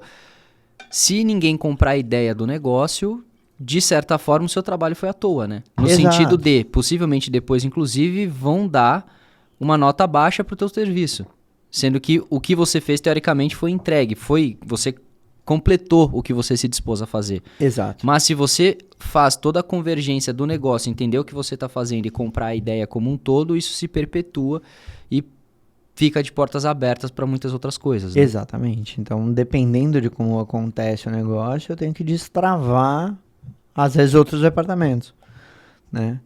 Numa dessas você acaba, dando palestra, treinamento, por exemplo, nesse caso que você falou, a pessoa do PDV lá precisa acreditar que o CRM Bônus é bom. É você, Gui, que vai lá conversar diretamente com essas pessoas, falando, pessoal, tô trazendo isso aqui, eu preciso que vocês entendam. Depende da situação, sim. Eu tenho que vender para todo o ecossistema a ideia do plano de ação, porque eles têm que entender o benefício daquilo, né? Eles têm que visualizar o benefício daquilo, o ganho que eles têm junto com aquilo, né? Já trabalhei para algumas lojas que têm vendas consultivas e vendedores consultivos de materiais mais técnicos. Se o que acontece muito no mercado B2B é o cara ter uma venda last click muito baixa, venda no e-commerce muito baixa, né? E uma venda consultiva muito alta. Quando o cara tem uma venda consultiva muito alta, ele chega num teto uma hora, né? Porque se ele não automatizar o processo dele, ele nunca vai crescer o faturamento dele. Vai ficar dependente para sempre também. E aí o que acontece? Ele fala assim, eu preciso aumentar meu faturamento. Eu falo, você tem duas alternativas. Ou você treina o seu time de vendas para usar o seu e-commerce como uma ferramenta, ou você contrata mais vendedores. E aí ele tem que escolher qual é o caminho. Se é o mais fácil ou se é o mais caro. Né? E naturalmente ele acaba escolhendo algumas coisas. Mas tem empresa que o cara não entende cultura. Se o cara não entende cultura, não tem muito o que fazer. Eu já abri mão de projeto por causa disso. Tem empresa que tem uma cultura que é uma cultura de venda consultiva e que não vai usar o e-commerce. Você não consegue entrar ali e propor o seu negócio, né? Tem lugar que não se encaixa. Eu trabalhei por um e-commerce de Minas Gerais que o cara ele tinha 45 vendedoras que boicotavam o e-commerce. Entendiam como concorrente, talvez. Exato, porque não iam ganhar comissão. E aí, se a empresa não emprega uma cultura de explicar que o e-commerce é um meio, Uhum. entendeu? Porque ou você basicamente mata a comissão e começa a entender que todo mundo pode vender, e independe se vendeu na loja 1, loja 2, loja 3 ou e-commerce, todo mundo ganha. Você tem uma visão de negócio como um Omni, né? Exato. Ou se vai boicotar. Eu já trabalhei para grandes grupos que o cara tem um CNPJ da loja física, um CNPJ do online e o vendedor de loja ele só ganha comissão sobre o físico. Esse cara ele boicota o e-commerce. Ele fala, não vai no nosso site não, compra comigo no WhatsApp. Que absurdo, cara. Mas é mais normal do que você normal, imagina. Imagino que Não sim. vou citar nomes aqui, mas Aham. tem loja de varejo gigante Que é assim. que não tem remuneração pro vendedor para venda no e-commerce. E o vendedor do e-commerce se sente ameaçado o vendedor da loja se sente ameaçado pelo e-commerce. É Mas mais normal do que você imagina hoje. Mas que provavelmente também é uma marca que não enxerga como um omnichannel de uma forma geral, né? Ele enxerga Não, cada canal de vendas como concorrentes diretos entre si, sendo que tudo vende o mesmo estoque, teoricamente, né? E o mesmo produto. E isso pra marca no geral é tóxico, né? Sim. Porque é a mesma coisa eu botar... Eu criar uma rivalidade interna entre as lojas. Uhum. Que são todas suas, no caso. Não é uma franquia, não é nada assim. Uhum. Então, é uma loucura. Mas tem gente que até hoje tá Pensando nisso. patinando pra entender que se o cara compra no online... outra coisa é modelo de atribuição, né? Relatório. O cara fala, não, porque eu tenho que investir só em campanhas tais porque o meu ROAS vai ficar alto. Cara, para de pensar só no seu númerozinho de relatório. Pensa no global. O global da marca, o que a marca precisa como global para ela ser mais lucrativa? Uhum. Vamos trabalhar no global, não vamos trabalhar só no número do... Porque se for para mostrar, você falou de case, né?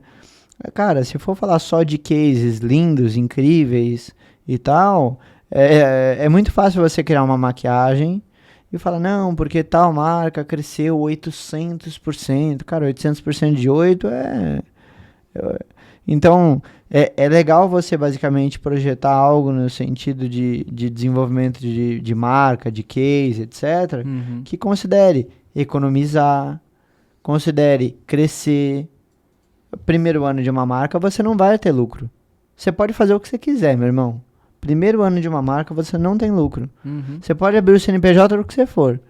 Até de coisas impróprias. Você não vai ter. É muito improvável que você tenha uma lucratividade muito alta no primeiro ano. Total. Então, Porque tem a maturidade do negócio. Aquilo que a gente estava falando. É uma operação, né? Não é uma coisa exato. simples. Tem cara que vem conversar comigo que tá no terceiro mês da operação. Eu falo, meu amigo, deixa eu te falar uma coisa. O primeiro ano de e-commerce é o seguinte. Você gasta 1 milhão, fatura 1 milhão. Você pode não gastar 30 mil comigo, 50 mil com outro, gastar 5 com o influenciador, mas para chegar num nível de faturamento no primeiro ano, você gasta. Uhum. Você tem que entender qual que é o tamanho do negócio que você quer ter, qual é a lucratividade que você olha lá na frente, mas se for olhar para hoje você não vai botar 10 reais no bolso, nem 100. Então, entenda isso, que tudo que entra no capital no primeiro ano da empresa é reinvestido. Você pode abrir uma padaria, você pode abrir um boteco, um bar, uma empresa de mídia. Uhum. Primeiro ano operacional é muito improvável você ter uma lucratividade alta. Uhum. E aí, óbvio, dependendo do que você olha lá na frente, é que realmente vai fazer isso valer a pena. Uhum. Caramba, cara. É interessante porque a minha percepção quando eu converso com pessoas como você, que prestam assessorias e estão do outro lado do e-commerce, né? Porque o e-commerce ele existe, ele continua existindo e fazendo suas vendas com suas estruturas internas acontecendo. E existem pessoas como você, ou até a gente como o Blue, que são alheios ao negócio, mas que tem que enxergar o negócio como um todo porque a gente presta suporte para aquilo. E eu acho interessante de ver histórias como essa que você contou, de que aquele papo de, 2024, ano da tecnologia, etc., e a gente ainda tem cabeças muito antigas, né, será que essas marcas, elas não veem a movimentação que está acontecendo? Ou se está dando certo, deixa eu ver como eu consigo implantar isso aqui dentro? Será que elas são tão grandes a ponto de terem dificuldade de conseguir transpor coisas que são boas e elas veem como práticas de outros negócios acontecendo dentro da sua própria operação? Como que você enxerga isso? Tem uma coisa curiosa para te falar sobre isso, Gabs. Tem um ponto, né? Você falou, será que elas não enxergam? Para marca, tem muita marca que está muito no balcão, muito no dia a dia. O cara não sai para ver o sol. Ele não sai da operação. Ele está preso na operação. Ele está preso olhando o pedido de manhã, de tarde e de noite. Eu tenho lojista que está aqui no WhatsApp, preso no computador, olhando caixa, quantas vendas veio de manhã, quantas de tarde, quantas de noite. Qual o ticket médio, manhã, tarde e noite. O que tem entrando. Ele faz só isso. Ele não vai fazer... Ele vai no banheiro, toma um banho e volta para ver pedido no balcão. E volta pro balcão. Então, ele não faz outra coisa. Uhum. Ele não vai num evento de network. Ele não sabe o que tem de solução de review, de mídia. Ele tá no Google, no Facebook. Ele tá fazendo arroz com feijão. Ele tá ali, ele tá no quentinho, entendeu? E às vezes esse cara, ele tá tão focado no quentinho e tão preocupado com o quentinho, que ele não olha pro lado, entendeu? Então, a gente mesmo já se pegou nessa posição. Uhum. Se você se pega como empresário, você tem momentos que você... Outro dia, até contando pra vocês que estão assistindo a gente, outro dia eu fui chamar o Gabs pra tomar um café, pra almoçar, ele falou, não dá. Tô preso na operação, tenho coisa para resolver. Exatamente. Então a gente como empresário, a gente tem semanas e meses que a gente fala, não, aqui eu não posso olhar pro lado. Nem para almoçar 1h30 eu vou conseguir. Então, o lojista de e-commerce acontece muito isso. E tem um outro ponto, que a tecnologia ela é muito rápida. Esse é o ponto. A tecnologia ela é muito rápida e as coisas são muito dinâmicas. Se você for ver plataformas de e-commerce que a gente recomendava há 5 anos atrás, nenhuma delas está hoje. Tem VTEX só. Mas o resto morreu. Lembra da X-Tech? Morreu. Lembra da Rakuten? Morreu. Mudou um monte de fornecedor. Um monte de solução de agência morreu. Né? O nome da própria Growth House morreu agora. Então... Deixou de existir? Deixaram. Agora tá só a Maestra, né? Que eles estão divulgando. E aí muitas soluções deixam de existir, nascem com uma velocidade muito rápida, né? E aí, obviamente, que as empresas mais sólidas e que têm um pacote comercial e de marketing, de divulgação bom, perduram, continuam a investir e a fazer os negócios acontecer. Mas, é óbvio, as coisas são muito rápidas, muito dinâmicas, né? Tem muito cliente meu que às vezes quer uma solução de e-mail marketing e a gente vai ver 3 que a gente recomendava há 2, 3 anos atrás não existem mais. E daí tem 2 que você tem que olhar. Então, é muito louco. O mercado é muito dinâmico. Tanto que existem soluções para ponto de venda que morreram, né? Sim. Existe uma solução que chama a Zipper, morreu. Existe a Giver, morreu. A CRM Bônus comprou. Então... tem muita alternativa de mercado que sempre a gente tem que estar atualizado, de olho e tal. A rotina do lojista, dos fornecedores de e-commerce, de mercado digital é muito rápido. Então você enxerga que no mercado uma prática de modo geral que seria positiva seriam os gestores de e-commerce estarem mais presentes no nosso mercado, saírem de dentro das suas casas e irem a eventos ou situações o qual o mercado está sendo fomentado ali até para ele poder enxergar o que está acontecendo. Eu acho isso essencial para a pessoa se atualizar. Concordo. Isso a gente nem tem que trazer na pauta. Mas na minha inocente concepção, eu achava que as marcas, isso já era uma prática comum entre gestores de e-commerce de Eu modo vou te geral. falar que eu ainda vejo muita gente presa no botão do mouse que tem que apertar na segunda, terça, quarta, quinta e sexta. Uhum, E o cara ficar nisso. entendi.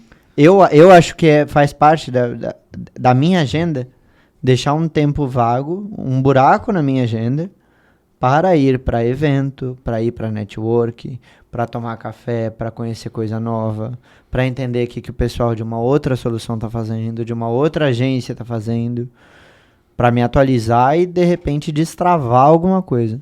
Isso, como hoje na minha posição como consultor, isso me faz ir para um outro nível. Uhum. E trazer soluções que sejam além do básico. Porque hoje em dia a gente está num nível de conhecimento técnico que, assim, o lojista que eu converso, ele não quer que eu fale para ele de instalar o Google Analytics. Ele não quer que eu fale para ele sobre colocar um plugin no Tag Manager. Uhum. Isso para ele é chato. Uhum. Não é essa a preocupação dele. A preocupação dele está no faturamento, na venda, na plataforma. Mas como que você convence esse cara que isso é necessário? Na verdade, assim, eu entendo qual que é a estrutura dele, né? Uhum. Porque tem vezes que eu tenho que conversar com o cara para ele ter um analista. Isso que você tá falando é importante. E às vezes eu tenho que falar para ele, cara, você tá afogado nessa operação. Eu tive uma marca que eu vou contar para você até. E aqui eu vou explanar, não tem problema não. Meu amigo Marcos da Tal Qual. A gente praticamente dobrou o faturamento somente por ele parar de fazer mídia. Ele é o dono da marca, ele fazia mídia. Eu falei, você vai ter que ter alguém apertando esse botãozinho para você. Uhum. Você é o dono da marca, você tem que cuidar do todo. Para de fazer atividade operacional. Uhum. A hora que ele soltou o mouse, a venda aumentou. Porque o dono da marca ele tem que estar olhando todo. Ele não tem que estar apertando o botãozinho no Facebook, no Google. E tem lojista que eu tenho que falar. Ó, você vai ter que largar o bebê. A gente vai ter que deixar na creche. Uhum. Meu Deus. Mas chegou essa hora. A sua marca não é mais um bebê de cola. E um cara como eu, por ter experiência e por estar perto de marcas que passaram por essa etapa, eu consigo ter essa autoridade e falar, ó, deixa eu te mostrar aqui o que essas 15 marcas fizeram. Nenhuma morreu por causa disso. Uhum. Fica tranquilo. E óbvio que assim, dá uma ressaca, né? Quando eu falo isso pro lojista, ele se assusta, porque ele tá acostumado a fazer e tal. É o quentinho. Quando eu falo quentinho, pessoal, é legal todo mundo entender, né? O quentinho é que é confortável. É zona de conforto mesmo. E é confortável. E você, como empresário, você tem que toda hora estar se provocando. Você tem que estar toda hora, caralho, onde eu posso melhorar? Onde eu posso destravar? Então, o que eu faço é realmente falar, cara, é o seguinte, lembra do seu filhinho que era um bebê? Ele vai ficar 2 vezes por semana na minha casa. O que na sua casa? Sim, 2 vezes por semana na minha casa. Uhum. Porque pro próximo nível que ele vai, que é ir pra creche daqui a pouco, ir pra escola daqui a pouco, ele vai precisar andar com as pernas e com outras rotinas, às vezes. Uhum. Então isso é importante para a maturidade do business e é uma coisa que eu ajudo esse cara a destravar. Contratando alguém, delegando função. Esse lojista, ele levava coisa pro correio até mês atrasado. Falei, olha, a gente vai contratar uma vanzinha que vai passar todo dia 5 horas e vai pegar os produtos que você vendeu. Vai pegar? Vai pegar. Eu não vou precisar ir no correio? Não, não vai. Você é o dono da marca. Olha para operação, olha para o estoque. Pense em produto. Pense em lucratividade, pense em preço, mas não precisa ficar pensando exatamente no botão que vai apertar no Facebook ou em pegar todas as caixas que você vendeu, botar no carro e você até o correio. E você pega pessoas desde desse momento. Desde esse momento. Seria uma marca menor, né? Imagino eu. Se o cara, ele é o eu marca, tá fazendo tudo sozinho, e até marcas mais estruturadas. Eu lido muitas das vezes com os empresários, donos das marcas mesmo. Uhum. E às vezes eu tenho que fazer esse cara sair da operação, pela saúde da marca.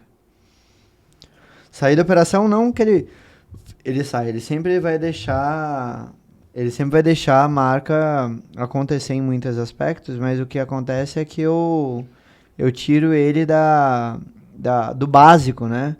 de fazer só o básico. Você começa a provocar o cara e trazer outra realidade para ele, né? Olha, legal, você tá onde você tá, o seu mundo compõe isso, mas na verdade você tá dentro de um contexto que é desse tamanho. Exato. Vamos começar a furar a bolha e olhar para fora do contexto que você tá? E às vezes eu mudo a mentalidade do cara também, né? Um pouco. Porque tem cara que às vezes, por exemplo, o cara que é migrar de plataforma. Outro dia eu conversei com uma marca linda, da Oscar Freire. E a gente falou, a gente vai ter que mudar de plataforma, isso vai custar 40 mil. O cara caiu pra trás, assim, se assustou. 40 mil? Como assim? Eu falei, calma, meu amigo, você tá no Oscar Freire. Não tem um pensamento tão pequeno. Você não tá tão mal assim. Isso é uma coisa boa. Dinheiro é a solução, não é o problema. Mas tem cara que ainda tem um pensamento muito pequeno das coisas, né? Se assusta com o número, não entende a importância daquilo, né? Então, é algo que a gente está sempre educando o mercado, ajudando ele. O que acaba sendo um desafio maior até para você, né? Exato. Porque mas você aí tem que convencer esse cara de que ele também não está sendo enganado pelo que você está propondo, né? Exato, mas aí a gente sempre vai ambientando, né? Sim. A gente vai falando, cara, a gente está querendo propor para você aqui um outro nível, né?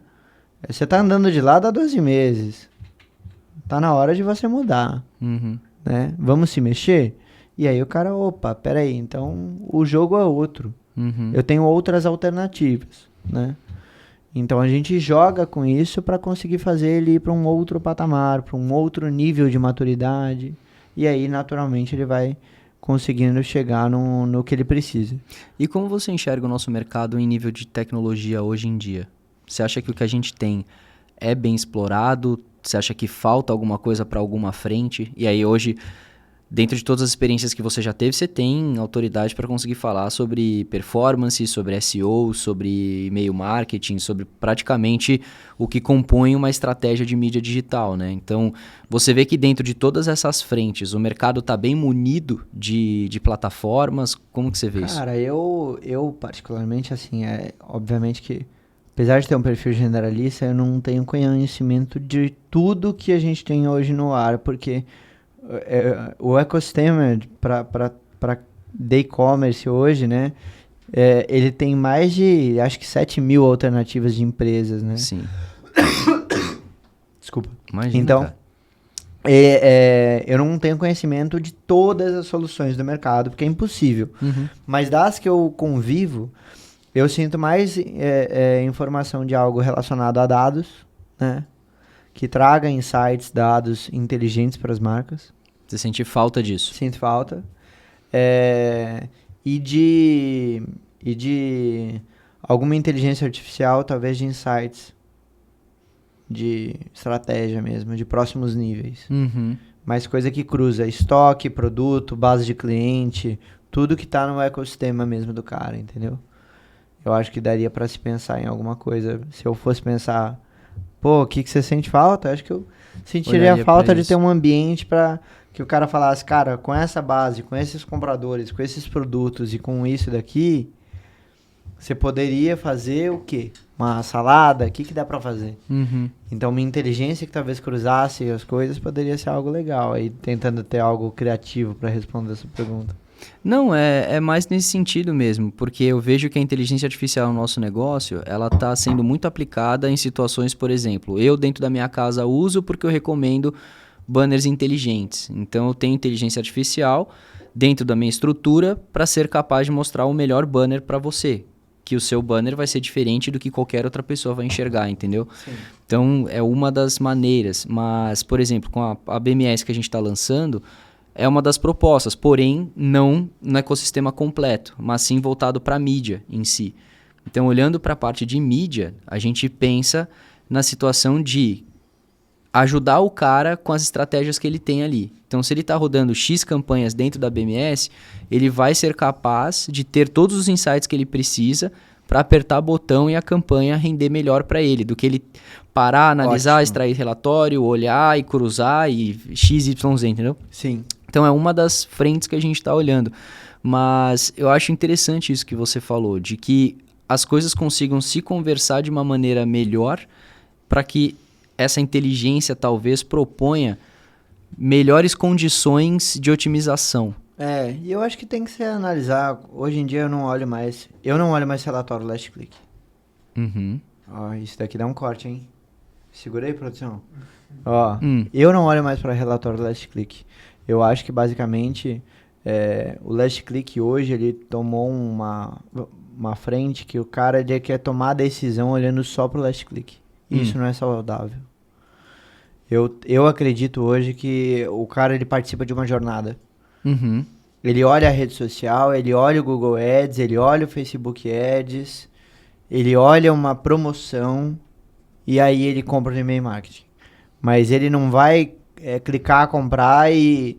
Outro dia eu vi um cara falando assim, não, Você acredita que dentro do exemplo que você deu, desculpa te cortar, dentro do exemplo que você deu, se ele fez todas essas interações e comprou no e-mail marketing, a conversão não deveria ser atribuída diretamente ao e-mail marketing. Eu nunca atribuo todas só... as participações ali têm o seu peso. Exatamente. Eu não acho que eu sou incrível porque eu gerei 30 mil de venda no e-mail marketing.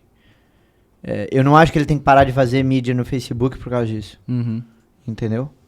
Só que tem cara que quer tomar decisão olhando esse relatório. Nossa, e-mail marketing tá caríssimo, me deu só 100 mil de venda. E o cara, você vai ver, o cara gastou 1.500 com e-mail marketing, 2.000 reais com e-mail marketing. Mas a questão não é o quanto gastou, o quanto vendeu.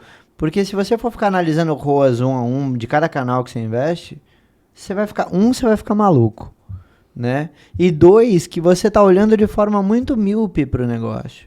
Só olhando o last click, né? Ah, eu cliquei na campanha da Blue, a Blue me trouxe 15 de ROAS. Cara, X. Porque o que a Blue faz traz um grande volume de pessoas que depois no remarketing, no retarget, no e-mail marketing pode ter eficácia.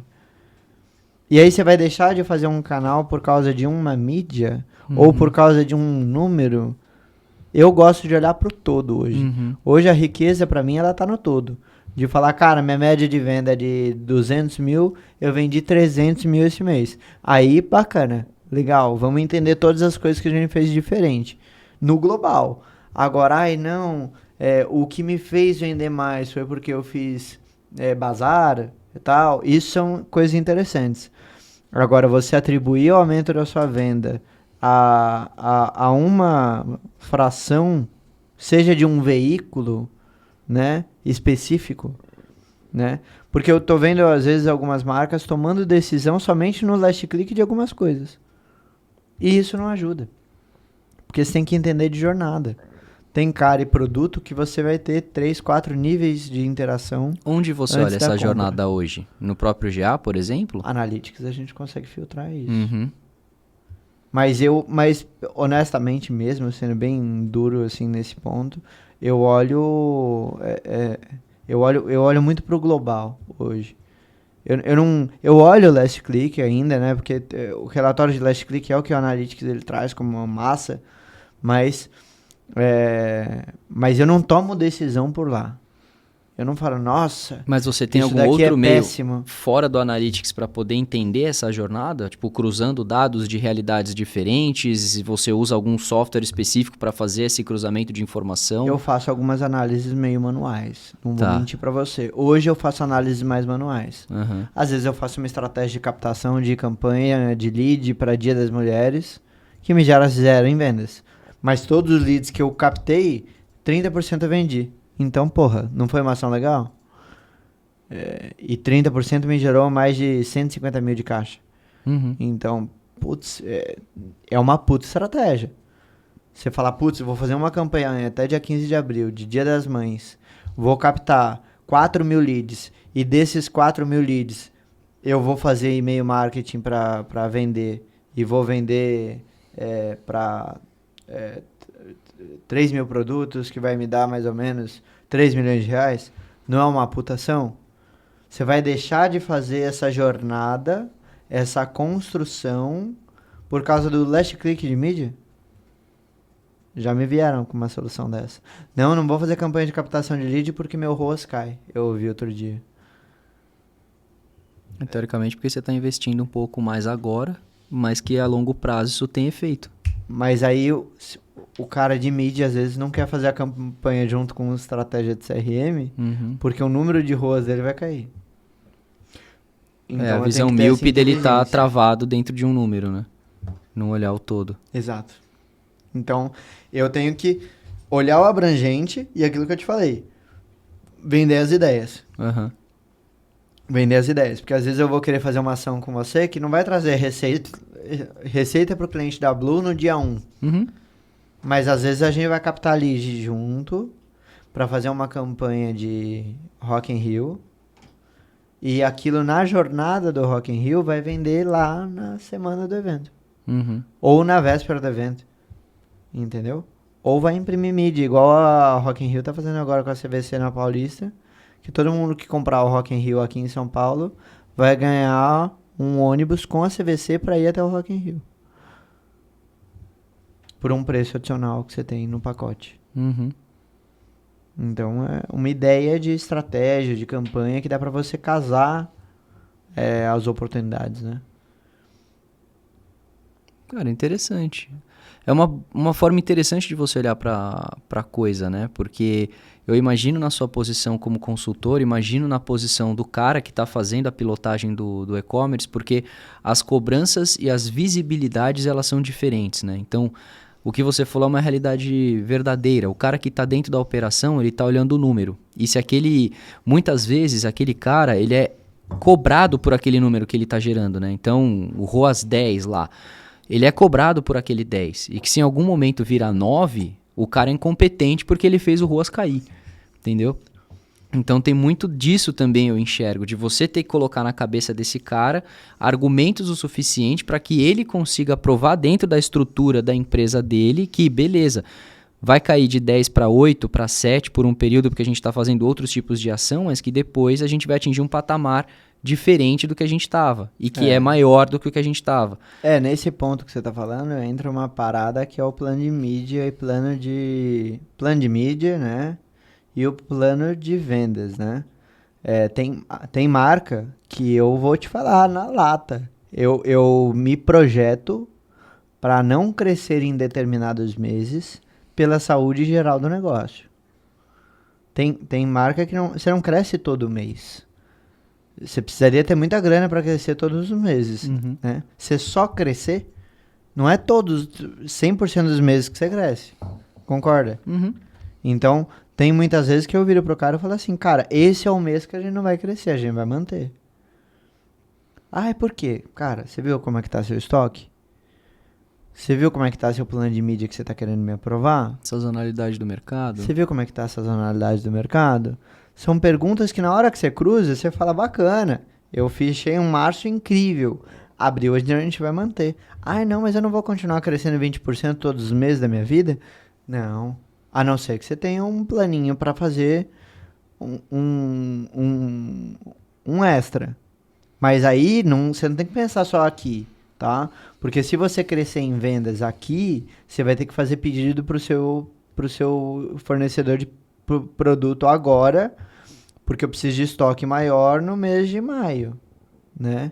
Para você ter Estamos em abril durante essa gravação, então se eu quero fazer um abril excelente, melhor que março, eu preciso me estruturar para em maio ter estoque para vender bem, Uhum. né? Você prefere sacrificar agora ou sacrificar em maio ou vai investir em dinheiro nos dois? Porque se você quiser crescer todos os meses, você precisa ter estrutura para isso, Uhum. né? Então, eu sempre estou provocando o lojista para ver se ele tem estômago para isso, porque crescer muito exige essa demanda, né? Uhum. E aí, obviamente, que tem que entender se ele tá capitalizado, estruturado, se ele tem condição para isso, ou se ele de repente prefere ir com mais cautela. Tá. E aonde você quer chegar com a sua consultoria hoje em dia? Cara, Como que hoje, você se vê pro futuro? olha, esse ano basicamente vou te falar que tô organizando minha vida, Tá. né? Para atender poucas marcas e para realmente ajudar algumas marcas com conteúdo, né? Eu quero poder começar a me estruturar para gerar conteúdo. Então, quero fazer conteúdo de qualidade e ajudar as marcas a venderem mais. Essa é a primeira coisa que eu quero, tá? Pro ano que vem, eu tenho alguns planos que eu ainda estou me organizando para conseguir Tá. divulgá-los, mas para o ano que vem eu terei novidades para conseguir somar mais força e trazer mais ideias e planos de ação aí relacionados ao mercado digital. Uhum.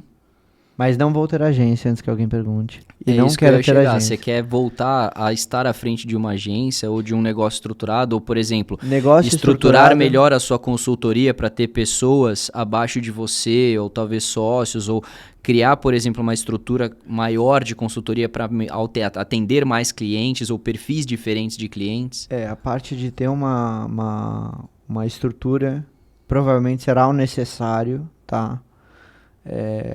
Pro ano que vem, quem sabe eu conseguir não ficar tão relacionado com atividades mais operacionais. Aham.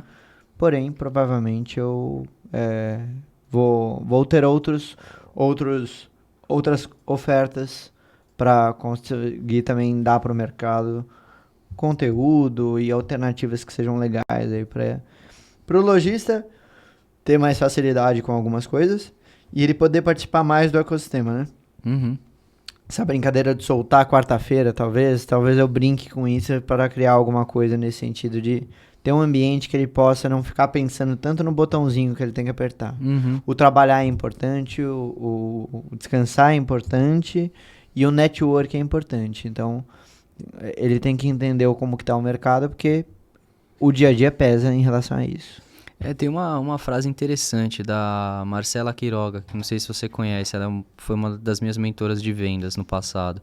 E ela fala uma frase sobre afiar o machado, que é uma coisa que as pessoas negligenciam, elas não fazem, mas que é extremamente importante. O afiar o machado é justamente você não estar à frente da atividade que você executa efetivamente, mas você se preparar para executá-la melhor. Então, se você é um cara de vendas, é você estudar o seu cliente, é você estudar o mercado. Não que você, por exemplo, você está atrás da sua cadeira trabalhando, o fato de você não estar fazendo um call ou prospectando um cliente não significa que você está sendo ineficaz. Se você está afiando o seu machado, estudando um possível cliente que você queira prospectar depois, para que quando você prospecte, a probabilidade de você fechar seja maior, isso foi algo bem feito. Então, eu colocaria a sua frase dentro desse afiar machado, que é estar Exato. mais presente no mercado trabalhando networking, porque se hoje você ocupa uma cadeira de gestão dentro dessa realidade, você estar em contato com o mercado vai te proporcionar visão sobre fazer uma melhor gestão do seu negócio. E tem momentos. Você tem que entender o momento com muita calma da marca que você quer trabalhar. Uhum. Porque tem marca que hoje não está preparada para ter uma Blue, por exemplo. Uhum. E tá tudo bem. Mas daqui a 6 meses pode ser que ele esteja. Uhum. Então, entender esse momento, respeitar esse momento, né? Tem muita gente de vendas que acaba muitas das vezes passando por momentos de ansiedade. Dentro de software, de soluções, de agência, tem meta para bater. Mas olhar com calma para isso e respeitar a autoridade daquela marca pro momento que ela tá, é importante. Cara, você não tá capitalizado agora? Não tem problema. Vamos voltar a se falar daqui a uns 6 meses. Uhum. Vamos entender se você consegue se estruturar para chegar num momento diferente, né? A gente vai se falando, retoma contato com você em 6 meses. E tá tudo bem. Sem traumas na vida. É saber o momento daquela venda e respeitar o espaço para fazer o negócio acontecer. Uhum. E uma outra pergunta, você falou sobre estar mais presente e movimentar mais o mercado de uma determinada maneira. Voltar com a Mind não é uma opção? Voltar com a Mind. O que é a Mind? Tô brincando, mas... a Mind basicamente é meu podcast, né, gente, pra quem não sabe. E na Mind eu basicamente fazia gravações sobre empreendedorismo, negócios e marketing com outras agências, conversava com pessoas do mercado, conversava com soluções, startups, enfim. Voltar com a Mind é uma ideia. É uma ideia. Eu te confesso que eu tenho que pensar em um plano de ação para isso, porque era um negócio que eu fazia com muito prazer, gosto de gravar, gerar conteúdo, agregar valor, aprender. Eu imagino que você deva aprender bastante com isso. Muito. Também, porque você conhece pessoas e faz network, se conecta. Então, é uma coisa que para mim é bem enriquecedora, né?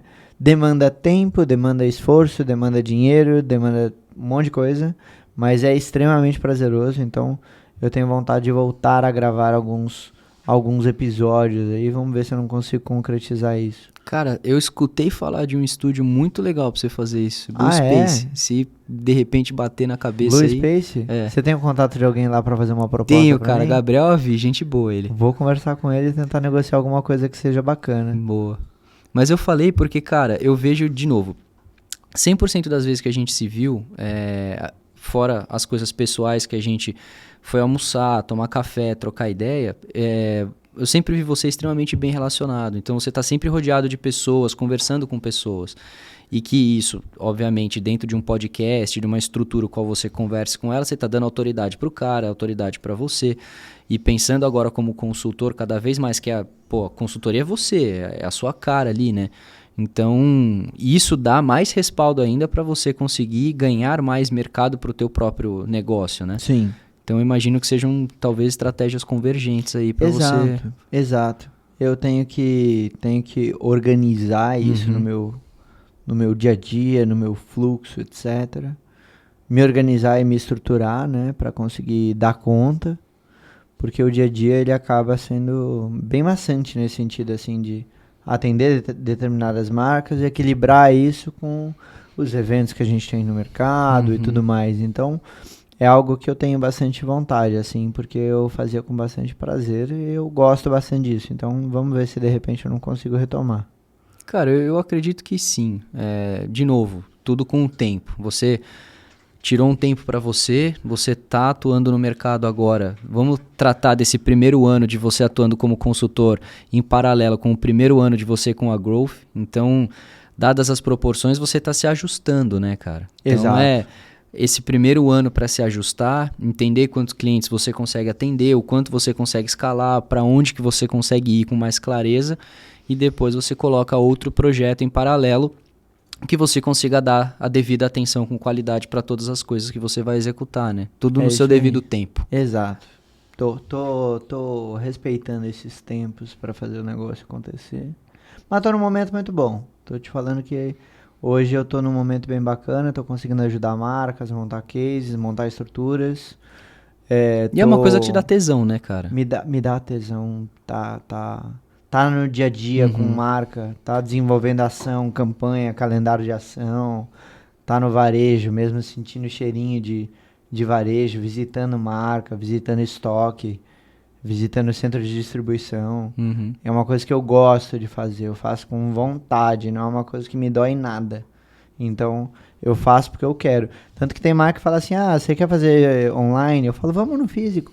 Vamos uma vez por mês no físico. Eu gosto de sentir o cheirinho do produto, sabe? Então, é uma coisa que me dá bem prazer mesmo, de viver mesmo.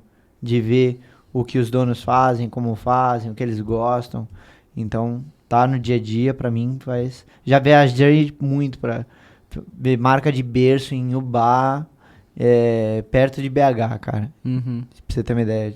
Não tem nem aeroporto perto, eu ia lá pra ver o estoque do cara, a fábrica de berço. Uma das maiores marcas de fabricação de berço do Brasil, eu fui visitar. Então, é uma coisa que eu faço com bastante destreza, eu diria. Que legal, cara. E que tem tudo a ver com o seu perfil, né? Networking mais uma vez, porque você tá indo até o lugar, se propondo em estar lá com o cara, conhecer do cara, do dia a dia do cara, tipo, isso faz toda a diferença no relacionamento que você vai construir com ele a longo prazo, né? Exato.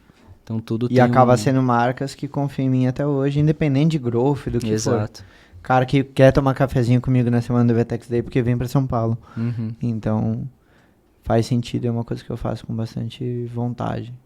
Cara, legal, legal demais. Gui, tem mais alguma coisa que você gostaria de contar pra gente do seu momento, do que você passou, do que você, enfim, vive ou espera viver? Cara, pra quem tá me acompanhando, me segue no Instagram, né? Meu Instagram é Gui Rosolia. Rosolia é estranho, né? Mas é Rosolia. E pra quem basicamente quiser também, do mercado de e-commerce, mídia, performance, quiser conversar, bater papo sobre SEO, CRM, performance digital, meu LinkedIn é Guilherme Rosolia também. E tô super à disposição aí pra fazer as coisas acontecer e pra trocar figurinha com quem tiver a fim de falar de digital. Sensacional. E eu garanto pra todo mundo que tá vendo que é um excelente café que vocês vão tomar, viu? Convida ele pra tomar um café porque vale muito a pena. Tá, que vergonha. Que vergonha do quê, cara? Nada. Sou tímido. Ah, é sim. Uhum. É tímido até tomar café. Depois eu vou me soltando. E cara, uma última coisa que eu quero te pedir, pra você deixar um conselho pra quem tá assistindo a gente. Pode ser alguma coisa que mudou sua vida, uma parada que você escutou, um livro que você leu, um conselho que alguém te deu, tipo o Rogério lá atrás. Cara, eu tinha uma frase que eu tinha pego uma vez que era muito boa, mas eu não vou lembrar ela agora. Eu não tava preparado pra isso. Imagina. Se você tivesse me falado, Você eu teria viria me com a frase preparado. preparada, mas Porque eu era não posso fazer. Aqui é freestyle, cara. Era uma frase muito boa, mas putz, era uma frase que eu vi num podcast também. Uhum. E ela tinha me pegado muito bem, assim, então foi uma coisa que eu gostei, mas deixa eu tentar encaixar alguma coisa dentro do que eu vou lembrar.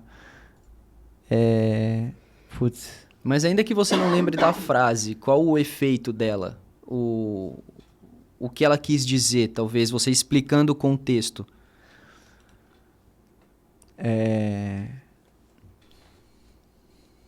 Putz, é que eu queria muito lembrar a frase porque ela era muito boa, mas eu não vou lembrar, deixa eu desfocar dela então. Mas o que ela quer dizer, basicamente, é que você tem que entender aonde que você melhor se encaixa para o seu contexto, para quem está querendo empreender principalmente, eu acho que é o ponto que eu acabo pegando. E você basicamente entender o porquê que ela te motiva a ir para um próximo nível.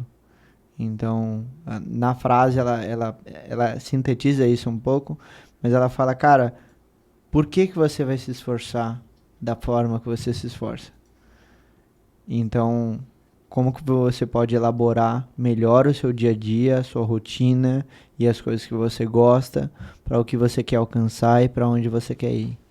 Então, é uma das coisas que eu mais converso com os empresários, do porquê que você está fazendo isso exatamente. Então, quando você começa a destravar o pensamento disso, você vai para um outro nível de geração de valor para clientes e você faz um negócio diferente no mercado. Eu acho que o grande desafio hoje em dia é você fazer algo que seja diferente no mercado. Uhum. Como que você faz algo que não seja mais do mesmo, né? Uhum.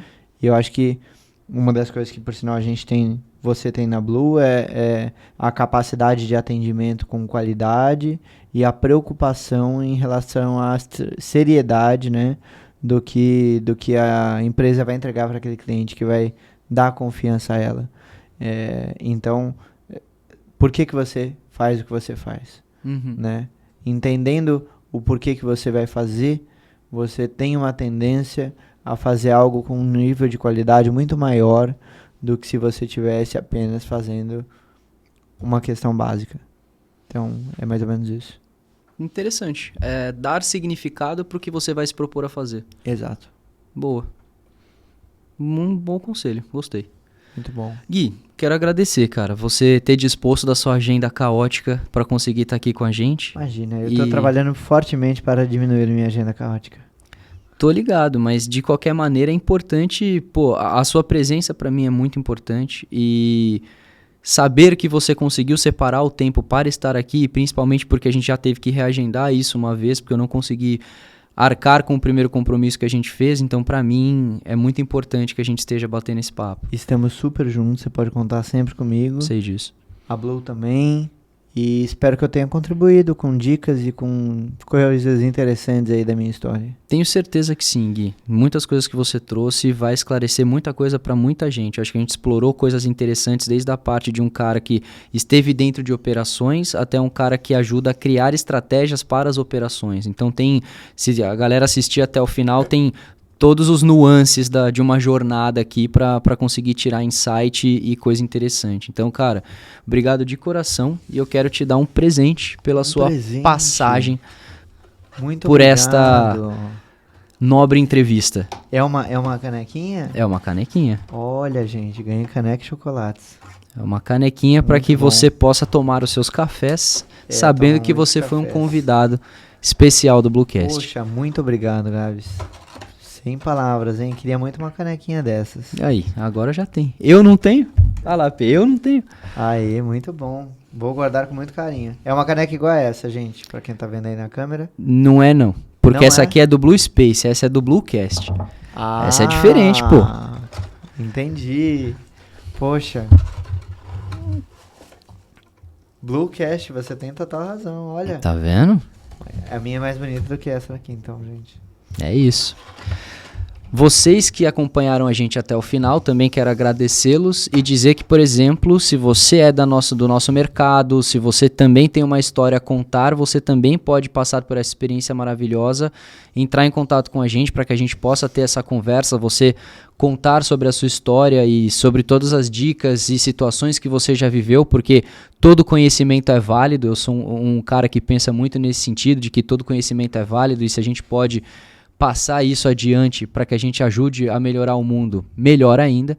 E você também pode ter a oportunidade de ganhar uma caneca maravilhosa como essa, tá vendo?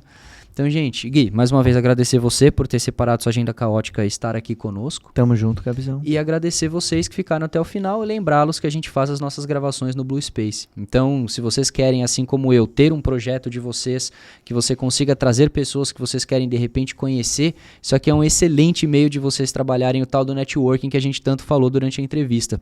É uma forma de você convidar pessoas, conhecer pessoas, se conectar com pessoas e empresas. Dar autoridade para você, para sua marca, para sua empresa e para a pessoa com quem você vai ter a sua conversa. Então, não deixem de nos procurar, eu tenho certeza que a gente pode atender o seu projeto da melhor maneira possível, não só para podcast, mas também gravações de conteúdos em geral, que precisam de toda essa infraestrutura aqui. Então, o nosso contato vai estar na descrição do vídeo também com o QR Code na tela. Nos procure, eu tenho certeza que a gente fará isso acontecer. Obrigado a todos e ficamos por aqui. Obrigado, Pi.